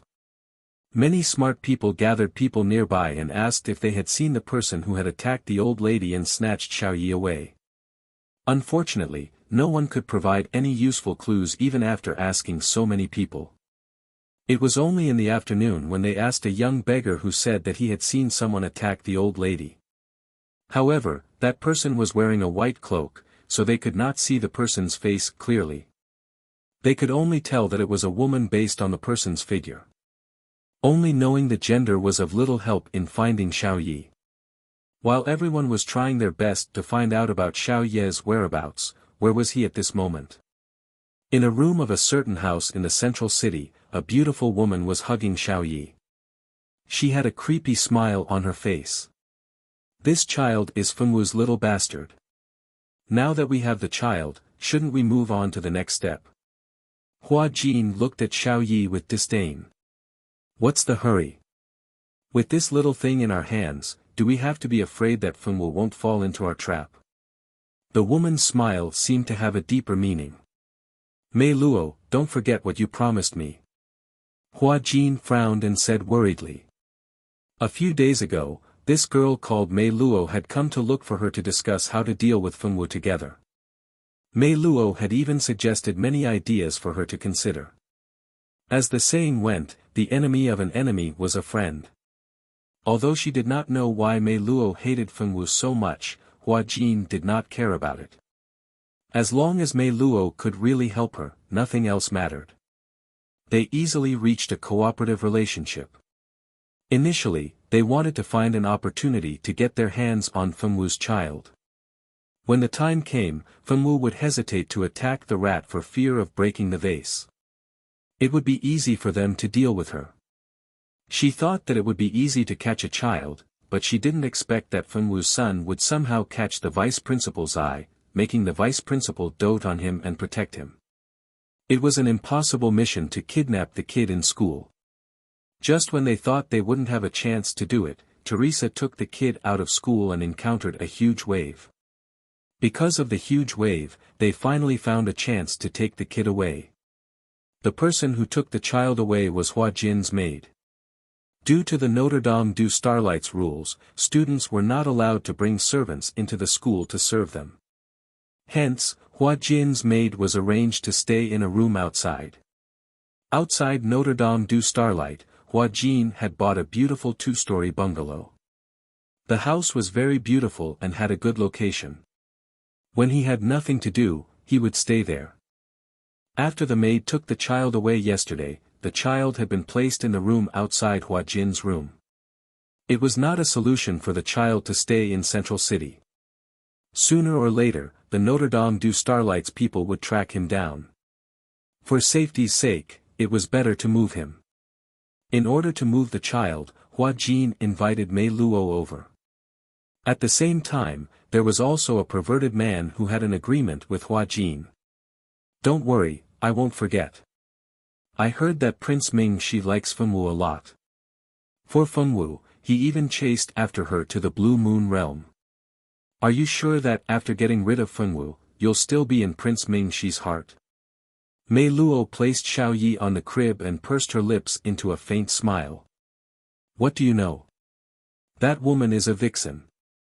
If it weren't for her, given the fact that Brother Ming-Shi and I grew up together, there would be no reason for Brother Ming-Shi not to choose me, Hua Jin said with a sinister expression.